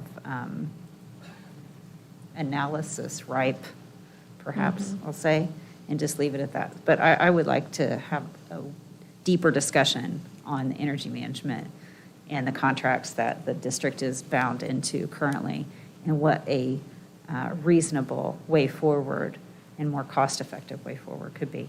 Absolutely. Thank you. Mm-hmm. Other questions? Comments? Seeing none, do I have a motion to approve the tentative approval of the M&O budget for fiscal year 22-23? So moved. Moved by Beckman. Do I have a second? Second. Seconded by Greenberg. All in favor? Aye. Aye. Motion passes 5-0. And moving on to action item 4B, fiscal year 22-23 salary and benefits approval. Thank you again, Board President Sanowski, Vice President Dr. Hartwells, members of the board, Dr. Menzel. So now that we've looked at the M&O budget, a significant portion of that budget goes towards salaries and benefits. A lot of this will look very similar to what we talked about last month at the end of February. And I'll say it again, what's great about how we're proposing it this year is that, again, it was done in collaboration with the 3 employee groups, which hasn't happened in so long. And so to be able to stand and say, this is what the work of those groups with the district administration, and there was a lot of hard work and time and effort put in by those 3 groups. So I really do appreciate everybody who put that time in. There was a lot of evenings and Saturdays, and there still continues to be as we work through this, but a great deal of appreciation as we went through this process and continue to go through it. But to be able to say this is the product of those 3 groups is exciting for us. So with that, again, there's no change with this of what we talked about in February. Certified group met. Their interest was in step increase, cost of living increases, and longevity stipends for employees, especially as it dealt with the years where we couldn't necessarily give increases and then lopped off the first part of the salary schedule and how that impacted their staff. So with that, we're looking at a base increase of 1%, step, which is approximately 2%, which gets us to 3% total. And that group includes not just certified, so teachers, but it also includes nurses, psychologists, occupational therapists, speech language pathologists, guidance counselors, physical therapists. So it encompasses a large group of individuals. Additionally, for that longevity portion of it was the COVID retention stipend like we did last year out of ESSER.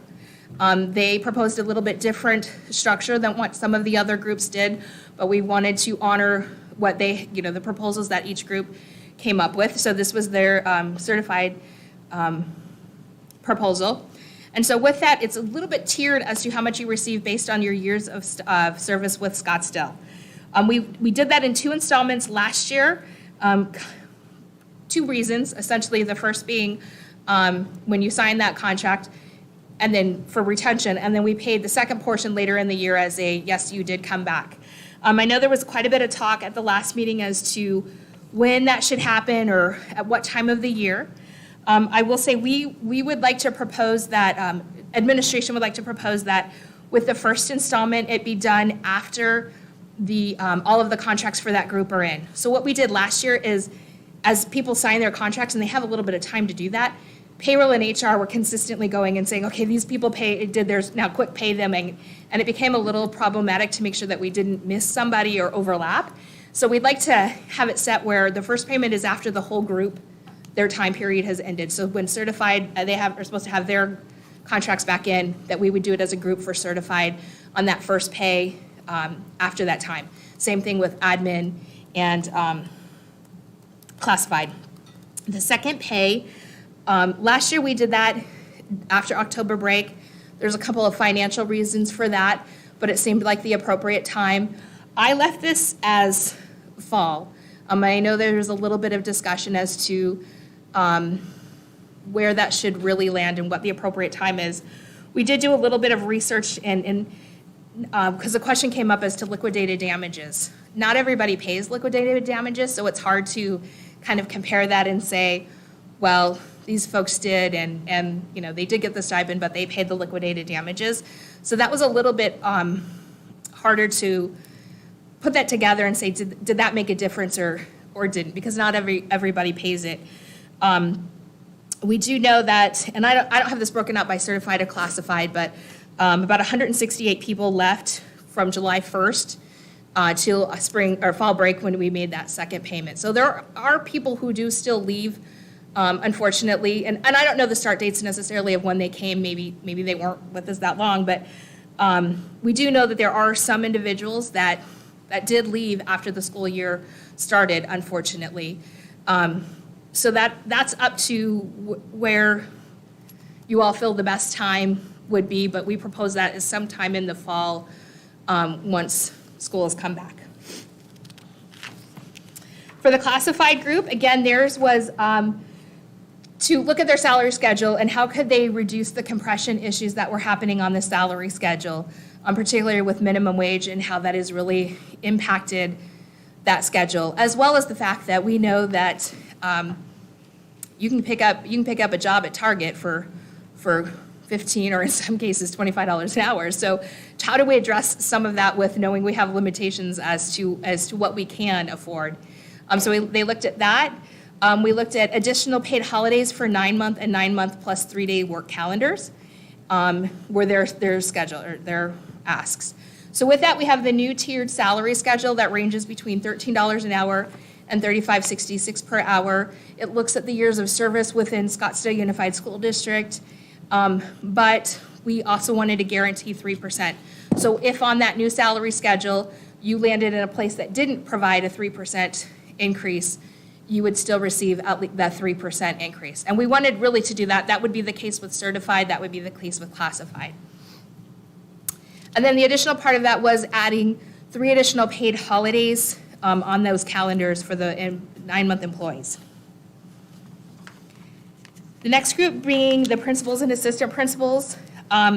Their ask was to adjust the salary ranges, adjust salary placement to align with years of service, and then to have an increase of at least 3%. And lastly, to reinstate a $5,000 athletic stipend for the high school athletic directors. So again, we looked to increase the base pay, to adjust for daily rate changes and higher rates to some of the base rates. We also looked at adjusting individuals so that their years of service match up with other employees within that same experience and group. And then again, making sure that everybody receives at least a 3% raise within that group. And the last one being the $5,000 stipend for the high school athletic directors. The non-affiliated group didn't have a process to where they could come up with a decision on what they would like. So what we looked at is, what are we doing for the other groups? And what it really came down to is the other groups were getting 3%. In some cases, it might be a little bit more as we make adjustments, but it was essentially to make sure that all employees ended up with 3%. So as we looked at the non-affiliated district admin, we felt it would be appropriate to pass on the same salary increase for them as what we were doing for the other groups. The other part of that is because there was a huge change within the classified salary schedule, it made it so that if we didn't eliminate letter F on the admin salary schedule, that there would be classified people who their starting base would be higher than what that lower tiered admin was. So for that reason, we're recommending that we remove that letter F and move those individuals to a different spot within the salary schedule. It affects all of three employees, so not a huge change there.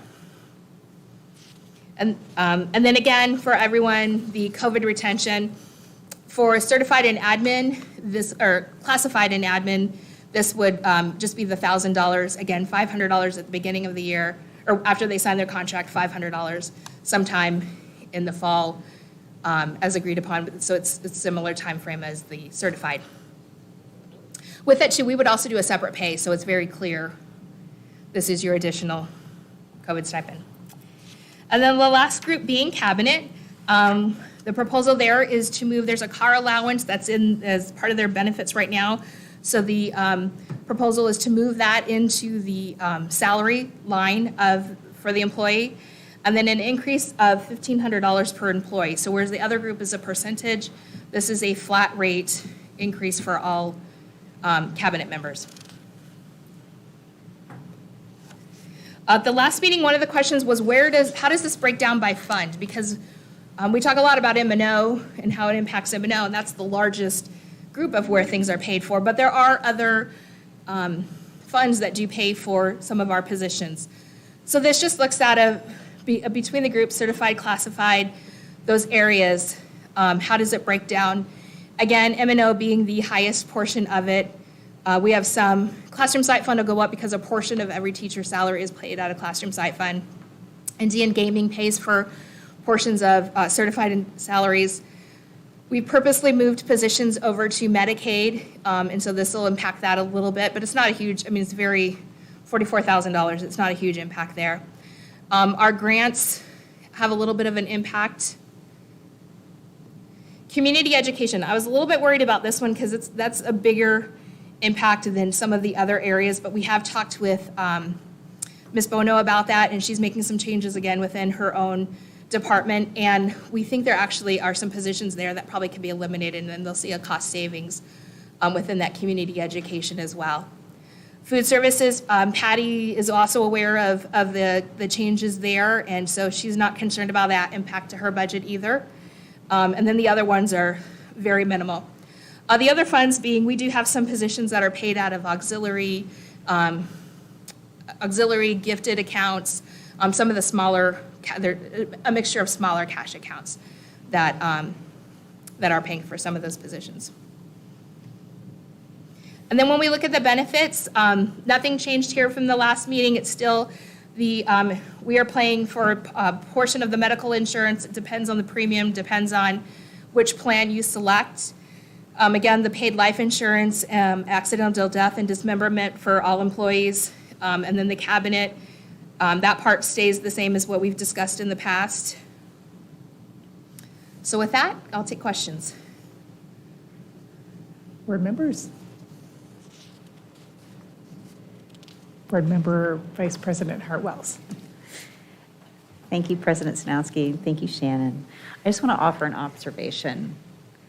And as these negotiations have occurred with the different employee groups, it does, I observe that there might be a risk for these discrete results to not knit together in a way that might have some unintended consequences on parity across the board. And so I just want to offer some caution that when we do the negotiations, they may be done in kind of silos is really what it sounds, and I understand why. But it is appropriate that that process then, when those pieces come together, that a holistic review be done to ensure that there is no unintended consequences. And I'm specifically thinking about parity across the employee groups. Okay, thank you. Any other questions or comments? Seeing none, I would actually like to add, I wanted it to be clearly noted that the $5,000 athletic director stipend is a reinstatement, because as I understand, at one point in time, that athletic directors were given additional compensation for their extra duties beyond their typical role assignments. And as I understand it, this is retaining referees, scorekeepers, facilities, everything about events they are in charge of on their campus. And so that is a lot of extra work. And I know sometimes the work of athletic directors is also kind of divvied up amongst other administrators on a high school campus, and that's great, but it seems like it does fall a lot on the site athletic director. So to me, that makes sense that that is reinstated. I also, you had mentioned fall of 2022. Mm-hmm. I just want to reiterate my interest in that money going to employees as soon as possible in the fall, especially following a summer for some without paychecks, depending on their choice of how their contract is divvied up over a school year or a calendar year. So that is my hope, that it's going to be as soon as possible, because if people are going to leave, it's my opinion that they will leave, and the amount of money, the $500, isn't going to keep them if they're interested in leaving anyway. So if we are giving this as a COVID retention bonus, I would like to suggest that that goes as soon as possible to employees. Any other comments? Yes, Board Member Greenberg. I just support Board President Snowski's comments on that matter. Just out of curiosity, again, as we discuss, this is the first year that this kind of negotiation process has been re-implemented. There's been a lot going on, so the ability to do a lot of forward thinking in terms of the philosophy we've adopted as a district, our strategic plan is limited. If I can revisit, I think I ask this every time, is there a reason why we haven't moved away from the step system to a sliding scale system? Just because it's a little funny that we're now starting at letter H. I don't know why we wouldn't just shift everything down to A, and it just kind of seems gerrymandered in a way. That's a great question, and it's something I think we've thought about a lot is, we have some that are on a range, and that maybe have a little bit of a step thing in the background. We have some that are still on steps and letters and whatnot. I think there's a lot of work that still needs to be done on our salary schedules and how that looks, be it ranges, be it steps, however we do that.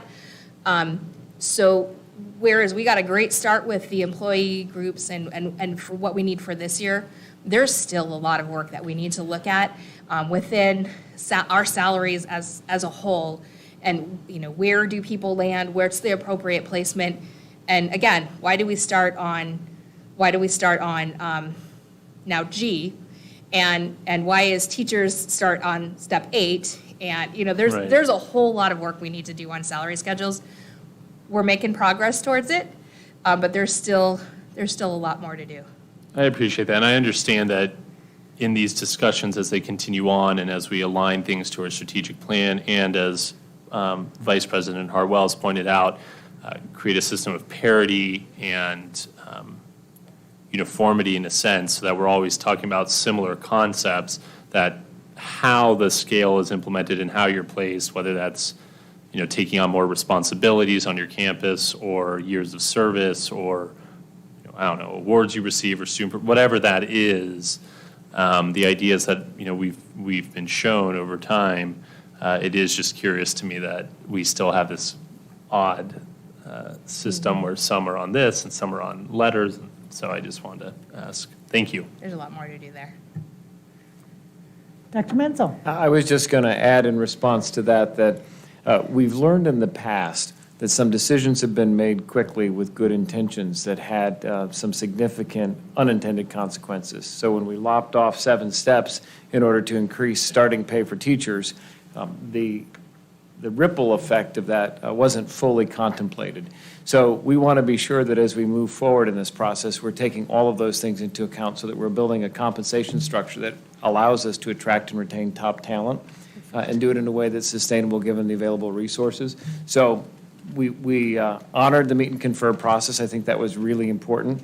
I think the groups at the table, while there were a lot more things that they would like to have accomplished, they prioritized what we could do this year and understand that the work will be ongoing to get us to that point where we aspire to be. Thank you, Dr. Menzel. Seeing no more questions or comments, I would ask for a motion to approve 4B, fiscal year 22-23 salary and benefits. So moved. Thank you. Do I have a second? Second. And we have a second from Board Member Beckman. All in favor of approving this, say aye. Aye. Aye. Motion passes 5-0. Thank you, Shannon. We will move on to 4C, contract approval. Dr. Menzel? You've had the various contracts submitted as to form, and should there be any questions about any of those, we have Jennifer McLennan here available to answer any of those questions. Hello, friends. Welcome back, Jennifer. Thank you, Dr. Menzel, members of the governing board, Ms. Wagner. So you have 9 contract forms that are presented to you for your approval this evening, and the agenda item details some of the changes to those forms. One is with regard to the topic that was just discussed. Last year's contract forms had a very specific retention incentive inserted.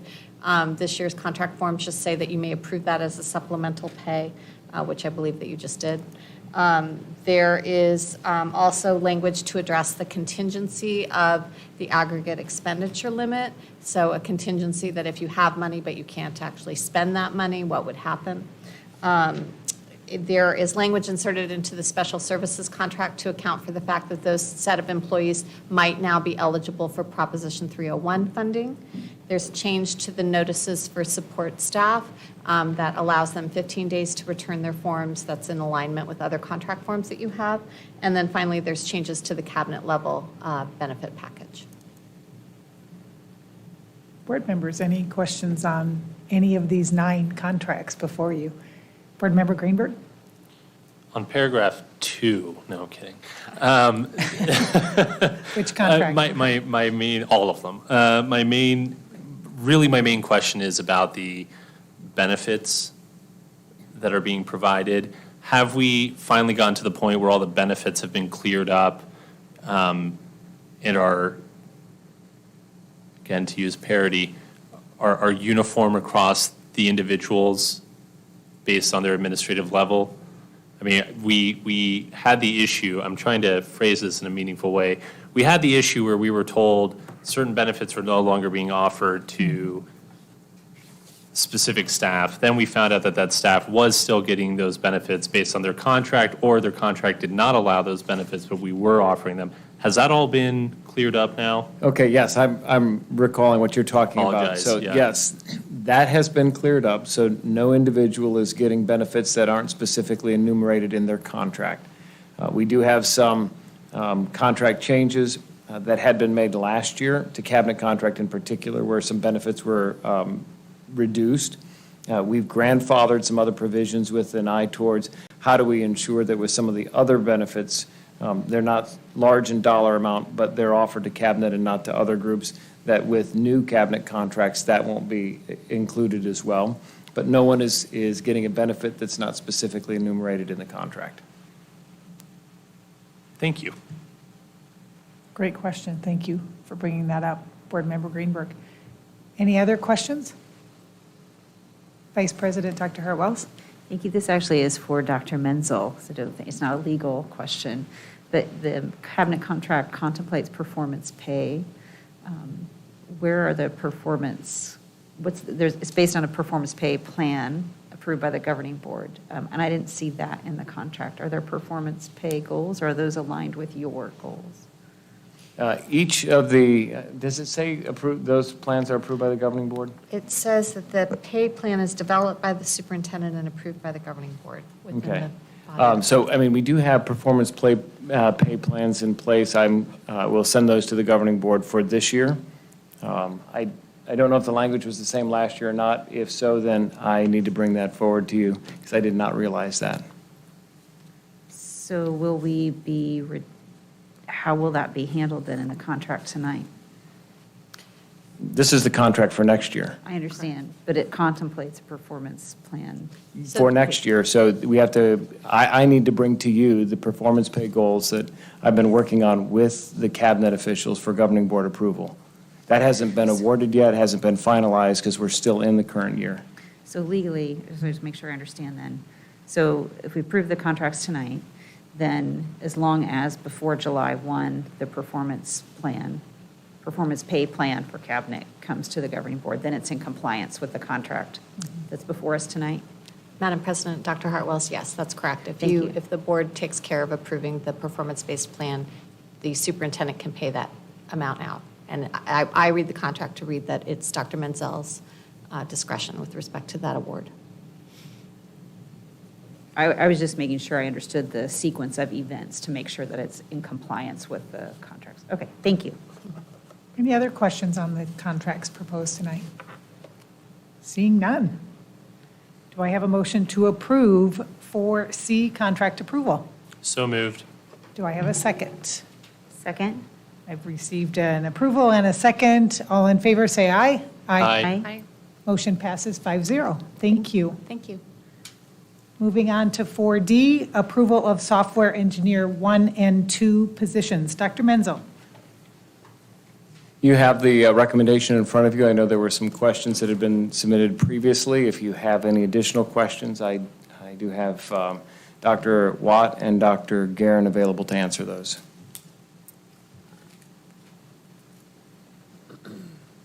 Any questions, governing board members? I did have one. Dr. Guerin. I wanted to know specifically, because as I understand it, these two positions that we're talking about tonight had been previously unfilled the way they were written and at the compensation level. And I assume that has to do with competitive nature of such positions in the marketplace. Okay, my question was, how do these positions directly impact student learning? So, President Sanowski, that's a great question. So we have become so innovative after the last 2 years and added so much programming, software, and digital resources into classrooms. And what we need to do is help teachers to use those seamlessly with students. So we don't want them having to build programs, create rosters, troubleshoot with all this new technology. So our information technology department has really risen to the occasion and what was asked of them during the pandemic. But to maintain all of these new resources and programs takes an incredible amount of work. And what we want to do is not put that burden on the teachers. We want to seamlessly integrate it with our current systems so that teachers can just grab these new programs and use them just in time for students. Okay. Dr. Watt, did I express that well? Okay, good. I got her approval. Dr. Watt, is it your opinion that the way this job description has been rewritten and addressed, we will find proper applicants for these positions? Yeah, these are new job descriptions. We don't have these currently. And when we look at the pathways that exist within information technology, we're able to bring people in at more of an entry level of understandings of troubleshooting and supporting technology and really support them to grow and stay within SUSD. And it's really impressive to look at the team that exists right now and see the length of time that people have stayed in the SUSD family. So it shows that getting the right people who are really invested in our mission and in supporting student achievement and helping them to grow their skills in this environment really does pay off for us. So one place where we don't really have a pathway for people to come in with some more introductory skills and grow those and move up within our organization is in the area of software development. So right now, the way that we are staffed, we are struggling just to keep what's in place working, and that's been a challenge as we are using more digital tools and as insights into data in our system are becoming increasingly important. So this allows us to maintain those with less risk and also to innovate. Thank you, Dr. Watt. Board Member Greenberg? I'm curious, looking at these descriptions, is software engineer the right term for what we're looking at? I mean, don't software engineers generally write code, or whether that's Python or C? I mean, I'm trying to understand. Yeah, that's a great question because there are low-level and high-level coding languages. And there are more tools available now that allow software developers and engineers to work in some of those more high-level languages where it feels a little more graphical and WYSIWYG. So there's, you can see in the skills that we're looking for, we do want people who know C#. That is a programming language that we're currently supporting in applications like our open enrollment application. But we also want them to be able to make use of the powerful tools that you have to know about programming and the if-then clauses and all those different things to really get the power of those tools. So while it may not be all coding in C#, there are software engineer components in really maximizing those tools. Yeah, I appreciate that. It's just because I guess I just kind of, in my own mind, found a disconnect between the duties and responsibilities we were seeking versus the knowledge being requested here. One thing that I would really like to support personally, and I would hope that the board approves as well, is the component, though, that you were talking about in retaining qualified staff and providing them educational opportunities to improve their coding abilities and other software design and engineer abilities, because it is obviously such a vital job. It is very difficult to find qualified individuals. And if there were some sort of incentive-based system for training our own in the department that you would like to propose, I would certainly like to see it brought before the board, because I would support it. I don't know what my colleagues would do, but I think it's very important. And I know that previous department leaders have tried to do that and haven't had the time to really put something together, but it is something I would like to support, because our IT staff is simply incredible. And I really appreciate all the work they're doing tonight, and they do every day throughout our campuses. They are. There is cross-training that happens. We're looking to, that happens informally. We're looking to formalize that a little more. We've been able to give them access to a platform that has some technical training, and our supervisors are working with staff to, it's really hard to carve out an hour of learning a new technology when there's so many other demands on your time, but we know that's important for sustainability long-term. And I appreciate the recognition of that, because I would like to see professional development growth for our classified staff. It is important, just as it's important with our certified staff.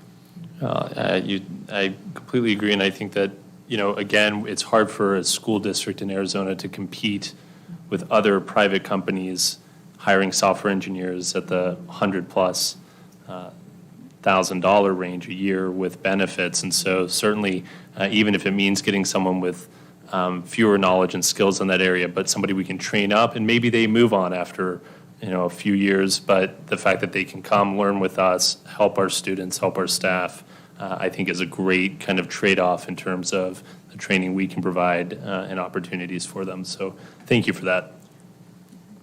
Any other questions, comments? Seeing none, I ask that there be a motion delivered to approve the software engineer 1 and 2 positions. So moved. Is there a second? Second. And a second. All in favor to approve these positions, say aye. Aye. Motion passes 5-0. Thank you. Let's move on to action item 4E, Latin Honor System. Dr. Menzel. Tonight, Dr. Dodds-Karen is prepared to provide a final recommendation. As we've discussed this previously, there's a lot of work that's been done from the time of the first presentation till now. I'll turn it over to her. Good evening, Dr. Menzel, President Sanowski, members of our board, Gladys. I am honored to be here tonight to revisit the high school academic recognition with some new experts to support this initiative. With me tonight are Leslie Rold and Katie Knutzer, who are counselors from Chaparral High School. Not physically present with us, but who are key contributors to this as well, are Kelly Ender, who is a counselor at Arcadia High School, and Melinda Splittig, who you met previously, the assistant principal at Coronado High School. So a little background information about this.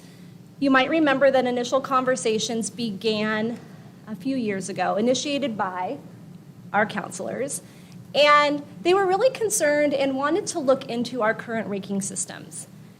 District leadership heard these concerns, and information began going out into our community to share the message, as well as to solicit feedback and input. Then COVID came, and everything got put on the back burner.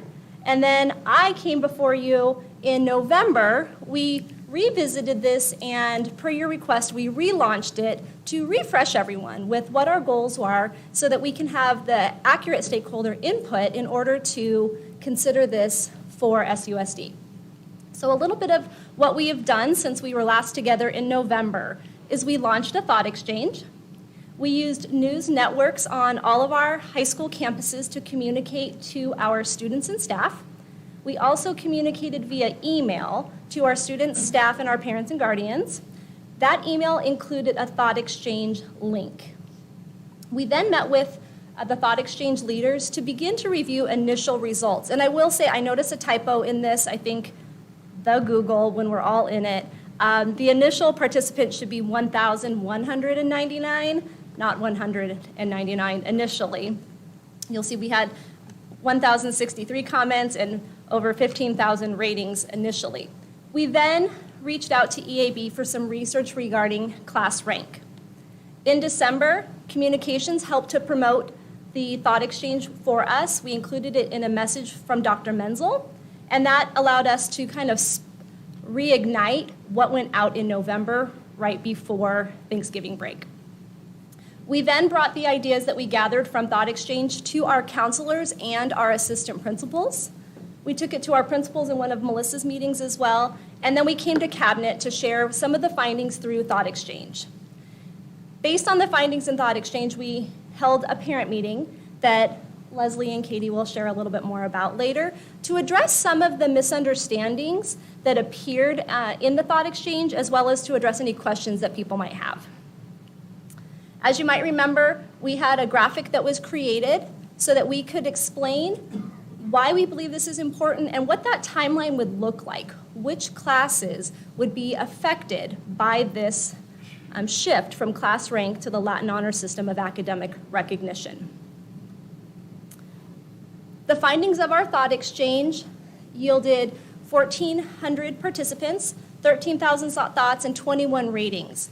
What we're proud of is that all stakeholder groups were represented, as well as all learning communities. So when we planned our thought exchange, we were intentional in our participant groups.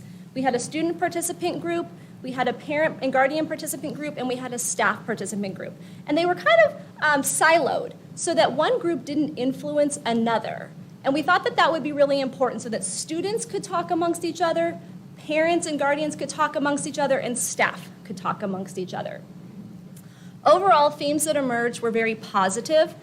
People were in favor of recognizing our students in this way. And again, we were grateful that we had representation from all learning communities, including Scottsdale Online.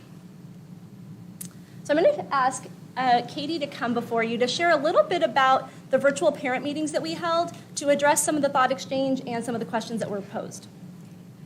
Thank you so much for letting us be here tonight. This is a topic that I can speak on behalf of all Scottsdale counselors. Is very important to us and something that's been a long journey. So we're very excited that we finally get to be here tonight. What came out of that thought exchange, the concerns were all things that we felt like if we had an opportunity to get before parents, faculty, anyone who had questions, to explain and educate. There's some misunderstandings around how class rank is used, how it's used both on our campus and college admissions. So if we had a chance to really explain and better educate the current practices, both on our campuses and within the college admissions, I don't know that we would have anyone that didn't agree that this is the direction we should move in the best interest of our students. So we took the opportunity in January to host 4 sessions. We were lucky enough to be joined by a community specialist and a translator to present those in Spanish as well. And during those, we basically explained what you've seen, kind of how we got to wanting to propose to move towards a Latin system, but then we also specifically addressed the concerns that came out of that thought exchange. So as we went through the information, these were kind of the themes of what came out. So I'll quickly address them for you too, just in case there's still any confusion. So one thing that came out quite often is there's some feeling that by moving away from a traditional rank towards a system that recognized bands of students in the Latin system, that somehow we're giving everyone a participation ribbon. And I will tell you as counselors who are dealing with students all the time, resiliency in our students is so important to us, so we would be opposed to anything that would be labeled as a participation ribbon. That is not what we're trying to do. But what you might not understand about class rank is some things are predetermined before you even come to high school under our current system. So for instance, if you attend a middle school where for some reason you don't take a level 1 language, or maybe you don't have an opportunity to take it, and you start high school at any of our 5 high schools and start in the level 1, that's an unweighted academic grade. If you had the opportunity to start in level 1 in middle school and take a level 2, now you have the opportunity to take it at honors. Already you're in an advantage coming into high school with regard to class rank based on your opportunities in middle school. As a counselor, that doesn't sit well with us to know that day 1, students are already at a disadvantage. There have also been things that come up with whether or not to put 8th grade courses on the transcript. It's heartbreaking to me to try to tell a family that there is a disadvantage to putting an 8th grade A on their transcript in Algebra 1 because it might hurt them in class rank. That student worked very hard to earn that high school level credit, but I'm informing them that that's now going to hurt them if they have an opportunity to even be informed. Some parents don't have the opportunity to come meet with me and ask those questions before those decisions are made. So there were just things in our current system that put students at disadvantage that they might not even be aware of from day 1. There are also things that are completely outside of the student's control, like just number of students on a campus. So your ability to be in the top 5 or top 10% could vary just based on the day where we run rank and how many students are in the class. So there are things completely outside the student's control that we didn't want to see impact them in a negative way. We want them to be in control of their own destiny and have the freedom to take classes that make the most sense for them without any detriment. Moving to the Latin system, they know day one coming into high school what the bands are, and they can choose classes, a range of honors and non-honors that make sense for them to get into that band. How they finish has nothing to do with the student next to them. If I want to be number 1 at Chaparral, I need to rely on other students to not do as well. It's just not a culture we wanted to create academically. So that's where that came from. There's also a lot of concern that moving away from class rank would negatively impact students applying to colleges that require class rank. Specifically, the University of Texas system and service academies came up numerous times. There's some confusion there as well. So the University of Texas system for in-state students has different requirements around class rank and admissions. Outside of Texas, the application asks, does your school rank? The minute you put no other questions about rank are asked. They will ask counselors to provide information, just data ranges on what the GPA means to provide context, but no class rank is required. The same is true of our service academies. They all will ask, does your school rank? And if you reply no, that will not hurt you. And just as a note, we started this research 3 years ago. On both of those, I did double check again in December, just to make sure those admissions departments were still, because things change all the time in admissions. So as of December of this year, that was still the case for both of those universities. Some of our students actually said it seems contradictory to say colleges do not require class rank, but it can still hurt students in the admissions process. So let me explain that. Again, most colleges will ask, does your school rank? Currently, as a counselor filling out a form or a student applying to a college, we have to mark yes. So by marking yes, I am now required to put a student's rank. It's a data point that the college now has that often colleges do their best to understand the context of a student. But the reality is that college admissions counselors are probably spending somewhere between 7 and 8 minutes reading through an application. When a student on our campus who has the second highest GPA but might be ranked 35, they see the number 35, they don't take the time to understand, but that's the second highest GPA on our campus. That rank could potentially hurt a student. Whereas if we get to say they fall within this band and that doesn't have a number next to it, that gives better context than our actual class rank. So that's where it can potentially hurt a student, because it's not required, but if the data point is there, we have to provide it. So we would prefer that colleges have to better understand our campuses, the offerings of classes, and what the GPA really means, not an arbitrary number that could change based on what data points we even use to calculate the class rank.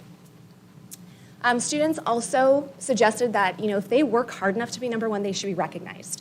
And we wouldn't be taking that away from them, because the highest GPA you can earn on our high school campuses right now is a 5.0. Students still get to report their GPA. So it'll be very obvious to colleges, if you earn that GPA, you're at the top of our class. It's in no way being taken away from them. What we're hoping to do is provide better context for students who fall out of that spot, that the difference of a 5.0 versus a 4.95, which puts you 35th in the class, might have to do with one class freshman year not being in honors. And it's that simple. But a class rank doesn't tell that story. A college admissions counselor would have to dig deeper to understand. This is my favorite. The GPA used by colleges should be used for recognition. I 100% agree. However, every single university looks at something different. So just to give you a range, in the state of Arizona, our in-states are going to use an unweighted academic GPA based on the 16 core courses. The University of Alabama will take the highest GPA listed on the transcript, whichever one is there. Most liberal arts will actually put all students on an unweighted scale and then go back and have some kind of matrix for adding value based on strength of schedule. So there is no uniform system. The UC system won't even look at freshman classes.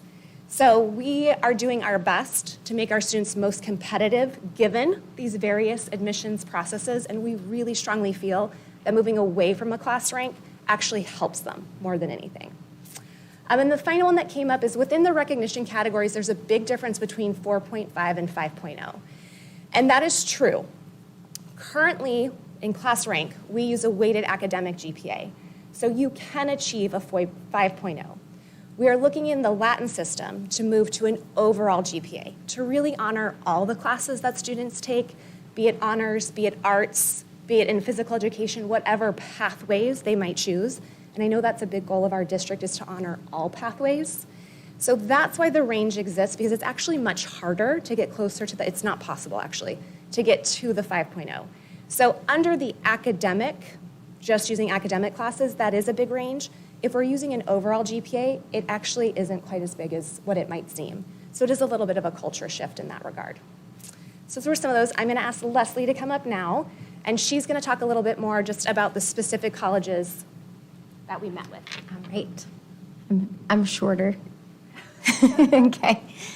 So it was so important to us to reach out to colleges. We work with colleges every day, and getting feedback from colleges around the country, including our in-states, was so, so important to us. So we talked to, whether it be colleges that came to our campus, or conferences that we attended, or phone calls that we made. We talked to over 100 colleges, and we received just overwhelmingly a lot of support in eliminating class rank.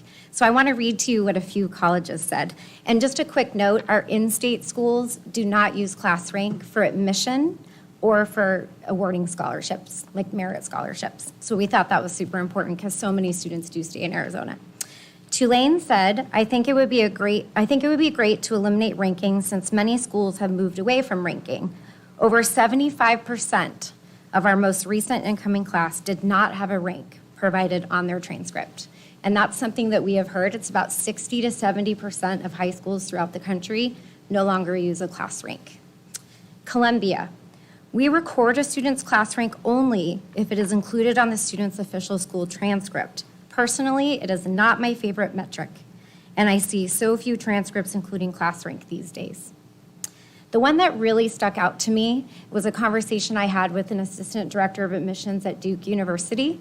I definitely lost sleep after the conversation I had with him.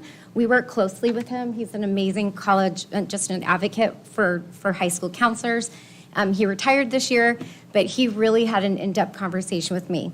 And I wrote down his quote. He said, class rank can really hurt your kids, especially at your school like Chaparral, because the top students are so numerically close. If you rank, we will consider it, and we cannot unsee it. Number 1 in the class sounds very different than number 25 in the class.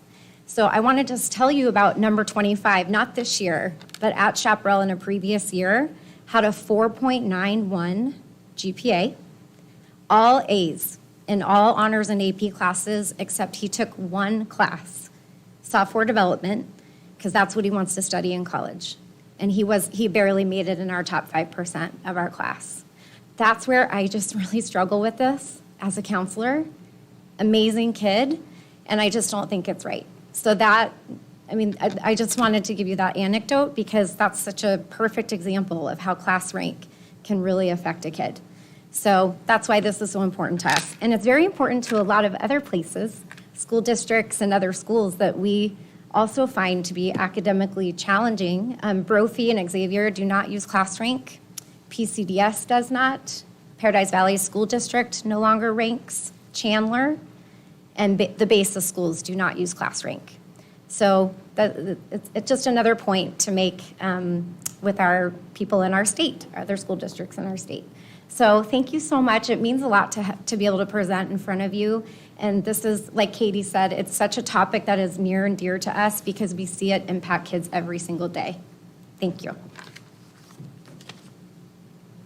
At this point, do any of the governing board members have any questions? Board Member Beckman.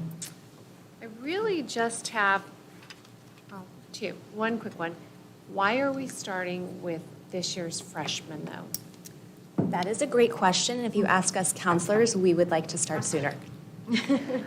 Right. I would understand that. But I mean, if someone came. The theory that it came from is it is a change, and the current junior class came in under the notion that they would be ranked. Mm-hmm. So we wanted to do a phased approach. I encouraged my juniors to reach out to you, so if you got any emails.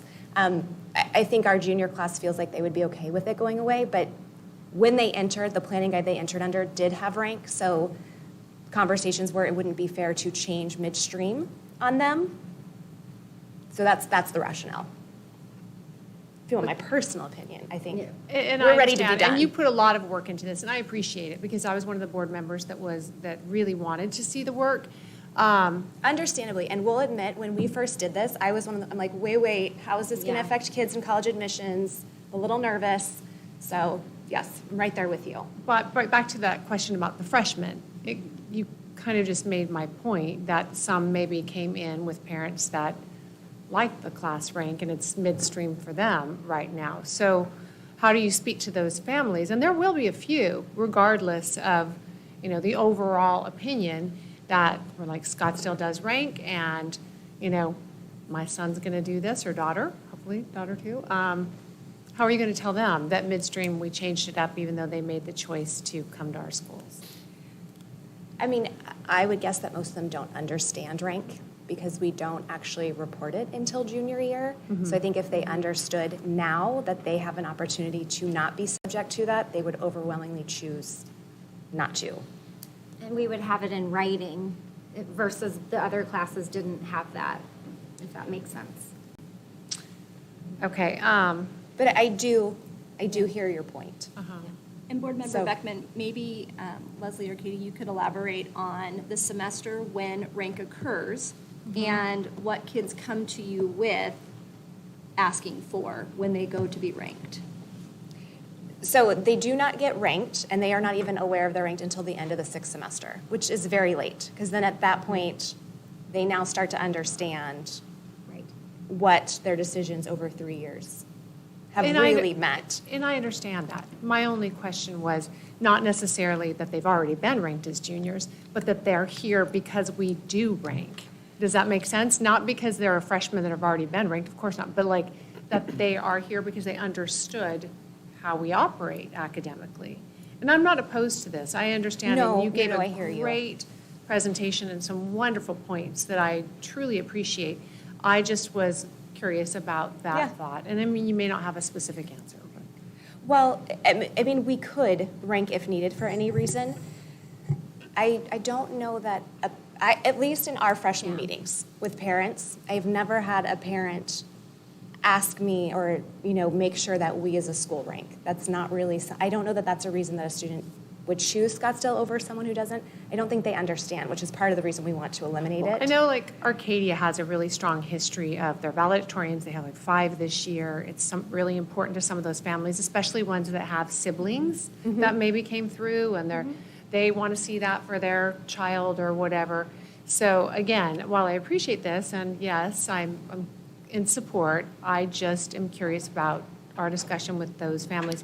And Dr. Menzel, this is interesting. I expected, given how powerful this discussion is in your presentation, that there's only 2 other districts around that have eliminated class rank.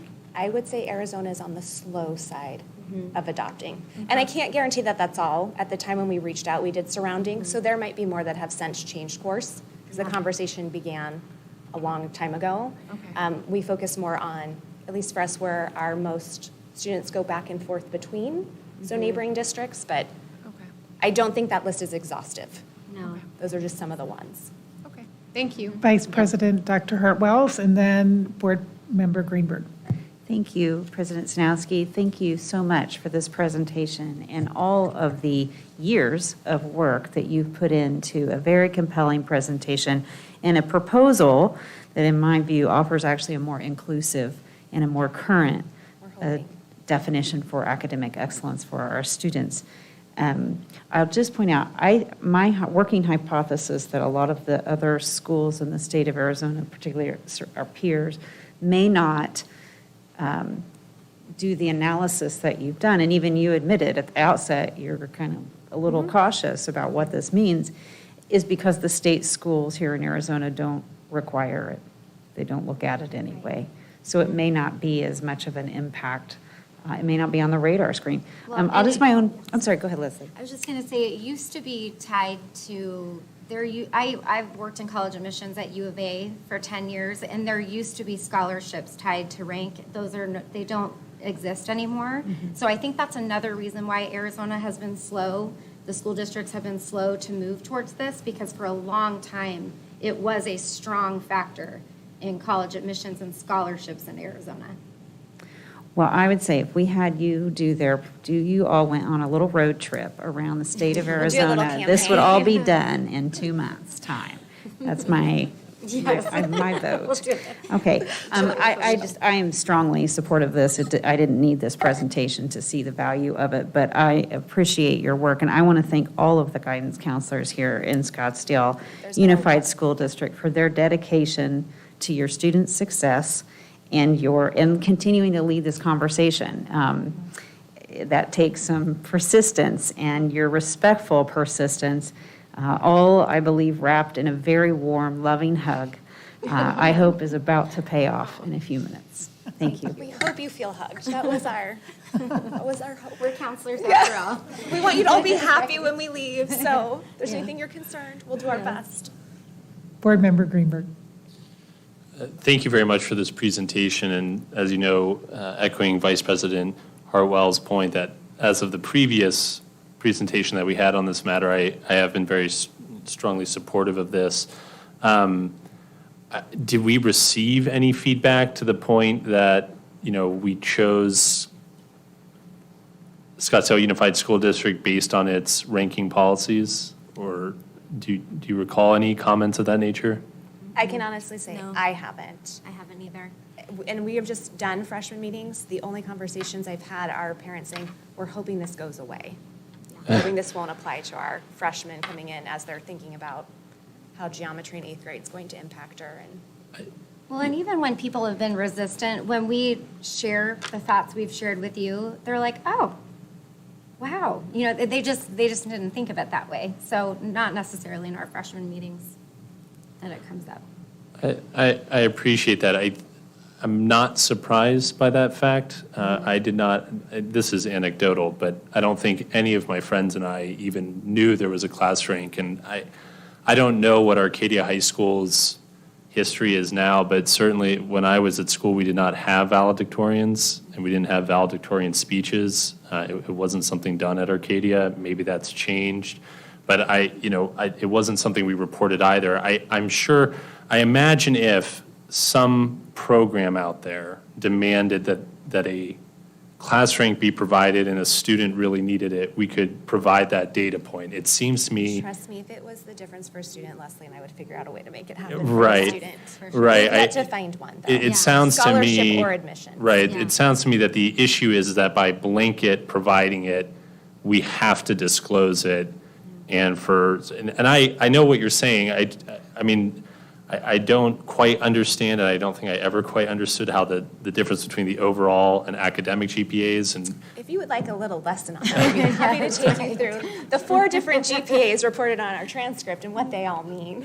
Yes. Yeah, I'm looking at my transcript. I had to provide it when I was applying for jobs a few years ago, oddly enough, but I don't think any of us quite understood, and we didn't do percentiles either. I think that might be a little more common, but I know what you're talking about because I took French all the way through high school, and we actually didn't have an honors French until French 4. So, and I don't know if that's changed at all, but so right off the bat, there are 3 years, and if you're talking about a student being consistent, and that's one of the things that students like to show.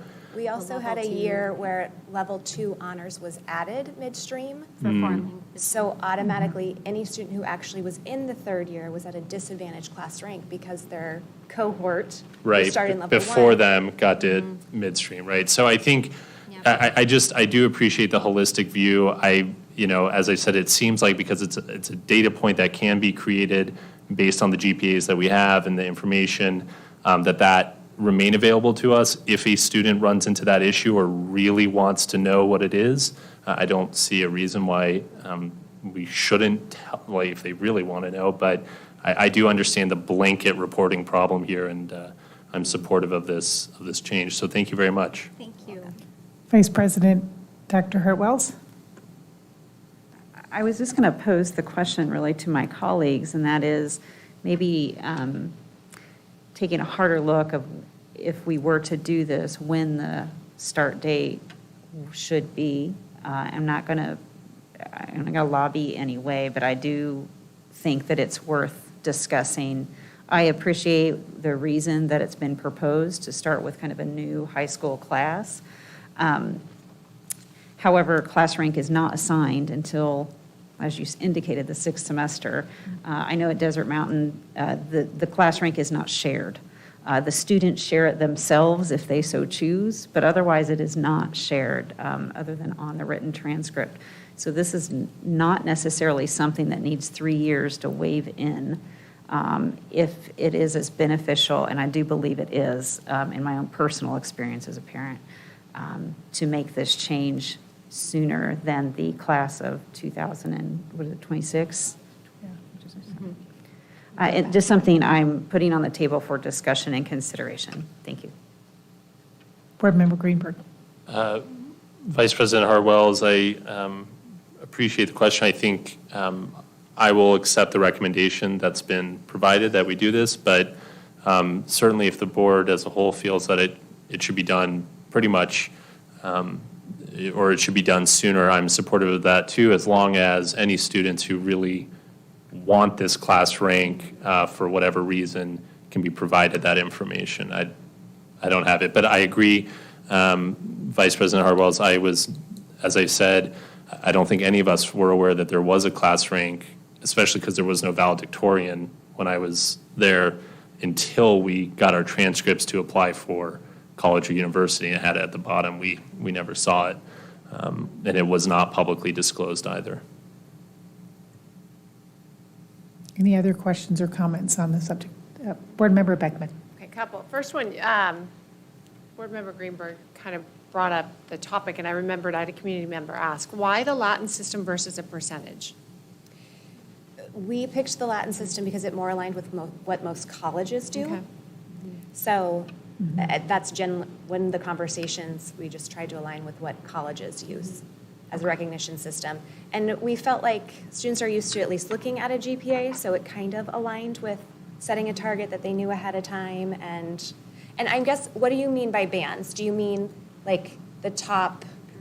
Yeah, what I was referring to was the 5th percentile, 10th percentile. And with that, the reason we didn't is because then you still have to determine a GPA that you're going to use. So do we use academic versus overall and what goes into it and which classes count and which ones don't? Whereas if you do overall and it's just a set point, then it doesn't matter year to year the number of students in your class, which classes are. You just know day one, I have to hit this number and I get to be in this recognition group. Whereas a 5%, a 10% can change on class size, it can change. So it's a little bit harder to know, will I be there? Right. And whereas a student from day one can control. Also too, yes, it'll vary drastically by school, and we were hoping to do something that's uniform for the district. I think you. That was a huge factor in the committee that we were on, was having it be fair among schools.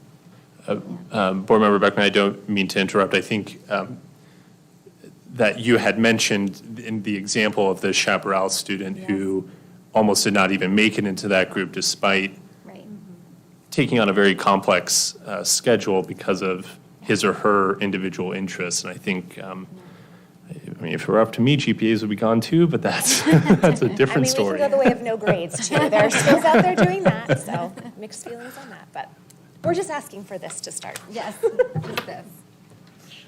Starting point, right? And it does force the colleges to look more in depth at kids, which we Yes. love. That's the a bigger huge one. factor. They have to take the time to understand context. Well, I appreciate this rich conversation, and I'm going to add, it's really hard to go last, I'm just going to say. Oh, that's okay. I really appreciate the work that went into this, the thought of this, because it really does emphasize that holistic, student-focused benefit of why they're here in our school district, and that is to promote student collaboration and learning, academic exploration, so students can take classes of potential interest to them before they're already down a real hardened path of I've already stepped into this and I have to stick with this. Because they'll get that in college, and that's the point where it costs them and their parents money. So I really do appreciate this, more of a focus on student success rather than a ranking, which really is irrelevant when you look at the big picture of learning and our individual students. So, Katie and Leslie and Kim, I really appreciate all of you guys and your work that you've done. Any other questions or comments? Seeing none, I would like to ask for a motion to approve. I move to 4E. approve. So moved. Action item 4E, the Latin honor system. Thank you. Is there a second? May I Second. ask- Oh, Jeez. go ahead. So may I ask, is no one interested in changing the start date of the proposed? It's proposed to start with the class of 2025. Can I ask our experts if they believe there would be, I believe it's in the best interest of students, but I respect the fact that students came in understanding something, especially our current sophomores and juniors. Especially So- the juniors. Yeah, for sure, the current juniors, and there's, a lot of them have. Vice So- President Hartwell, seeing that there was already a motion to put the approval of what we have here, that doesn't mean as I understand it, that doesn't mean we can't look at this further and alter things. We can help with that. And I would say, to respect all of our high schools, while we have representation Right. from Yeah. our two counselors who have been key to all of this, I think it would be important for us to discuss with our Desert Mountain counselors, with our Yeah. Coronado counselors, what type of advisement have they been providing to their students? And how would parents. this impact, so I think we would need to take that back to our high schools for further input, as the recommendation was to launch this with our. This is what we current shared freshmen. with parents. Thank you. I will say, we did have a lot of juniors say, why can't we do this now? They did. We did hear that quite a bit. But- Yeah, but we also understand it's a big change. Well, and you can tell all of them that if they're 4.5 or above, they actually qualify for summa cum laude in Right. that Right. the Latin Right. honor system. Yes. They get that double label then. Right. Okay, we do have a motion to approve 4E, the Latin honor system. Do I have a second to approve it? Second. Jan Michael, thank you. And how about a vote? All in favor to approve this, say aye. Aye. Aye. We're not allowed to hug board members, are we? You can, Okay, fine. unless we invite it. If anyone stops Motion by passes chaperone, 5-0. come visit the counseling Yes. office. You're all welcome anytime. Thank you. Thank you. Thank you. Great. We will move on to action item 4F, second read and approval of revisions to policy BEDH, public participation at board meetings. Dr. Menzel? Lori is here to review the revisions to BEDH based on board input over the last few months. There it is. Okay, I really kind of feel bad being here after that fabulous presentation. Are you taking our hug away? No, I'm pretty sure you're not going to hug me. So, that being said, everyone has had a reasonable amount of time to review the policy. Everyone's had the opportunity to provide input. It's been discussed at 2 board meetings.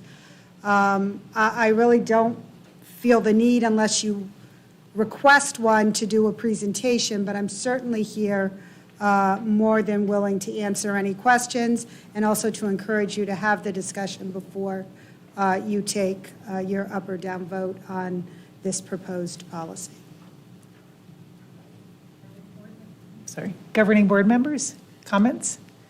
Vice President Dr. Hartwells? Thank you, President Sanowski. Thank you, Ms. Byrd. I just wanted to clarify, we had received a question about the registration process for a speaker and B. And I just wanted to clarify, the amendments here are in response to requests by the board in the last discussion on this policy, the first read, to allow for a formal online submission of public comment. And that's as I understand the changes to be. Well, So- don't forget that currently we do have a process by which members of the public who want to speak have to sign up. Yeah. Currently, that process is the green or purple? Blue. Blue slips that are handed in. This is very, very similar. It's simply a request to speak form that either could be digital. It leaves it up to the district to develop a regulation that aligns with this policy. And so what that request to speak form might look like might be slightly different, but we have a request to speak form currently. Yeah, thank you, and I understand that. Actually, I was trying to make that point, that this really isn't a material change to the Correct. process. It's actually broadening in response to the requests to include an online public comment submission portal, and this language allows for that development. Correct. So it actually allows for more public comment. It allows more as- accessibility and opportunity, that's correct. Thank you. I was just wishing to clarify that. And then the only other question I had was also, this was from a community member, and that was, is there a reason to not include the meeting decorum language? Or is there something to that effect that I missed? I apologize if so. I mean, I don't think, the meeting decorum language isn't specific to public commentary. If I recall the exact language of our meeting decorum, it applies to everyone that is in a meeting. Some elements of decorum are incorporated into this policy. So, I mean, certainly revisions can still be made to the policy if No, you that's feel okay. that was necessary, but I feel like is a standalone, and it's also incorporated in other places Okay, as thank you. well. Fair enough, Lori, thank you. I have no other questions. Any other board member questions, comments? Board Member Greenberg.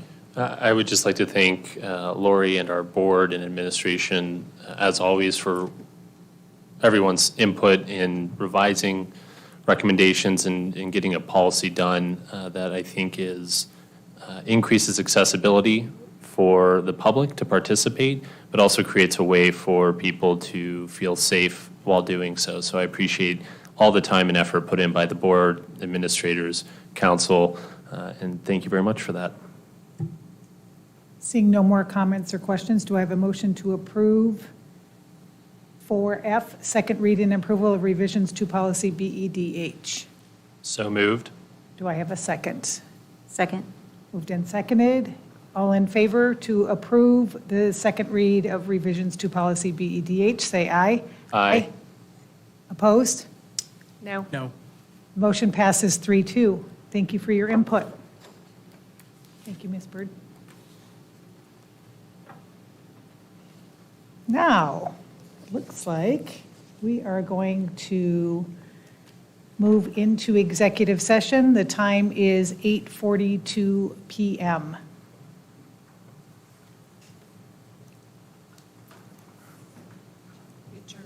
Adjourn.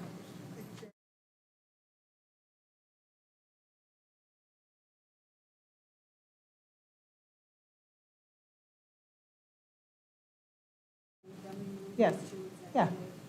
Adjourned, regular meeting is adjourned at 8:42 PM. Do I have a motion? It's on the agenda. Yeah, okay, we're good. We voted as To approve it. whether to approve the agenda, and it is noted, and the purpose of the meeting is also noted on the agenda. Yep. Unless I'm reading the agenda. I would like to request a break. Yes. Break has been requested. We will, is 3 minutes enough time? No. You need 5? I think 3 is fine, but. 3 is fine? Okay. We will. 8:46. Hurry, run. Are we moving to? I think we're staying here.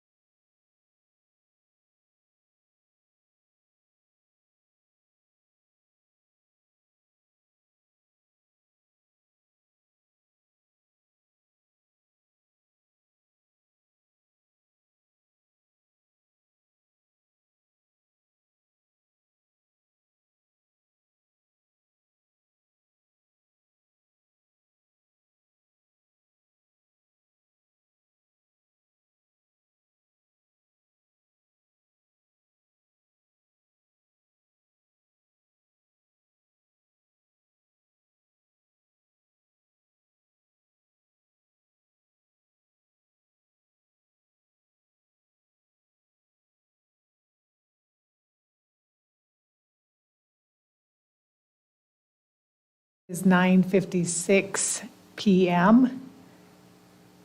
We are reconvening our regular special meeting of the Scottsdale Unified School District Governing Board. It is March 8th, 9:56 PM. At this time, I ask for a motion to adjourn our special meeting of the Scottsdale Unified School District Governing Board. So moved. Is there a second? All in favor, say aye. Aye. Aye. Motion passes 4-0. Meeting adjourned.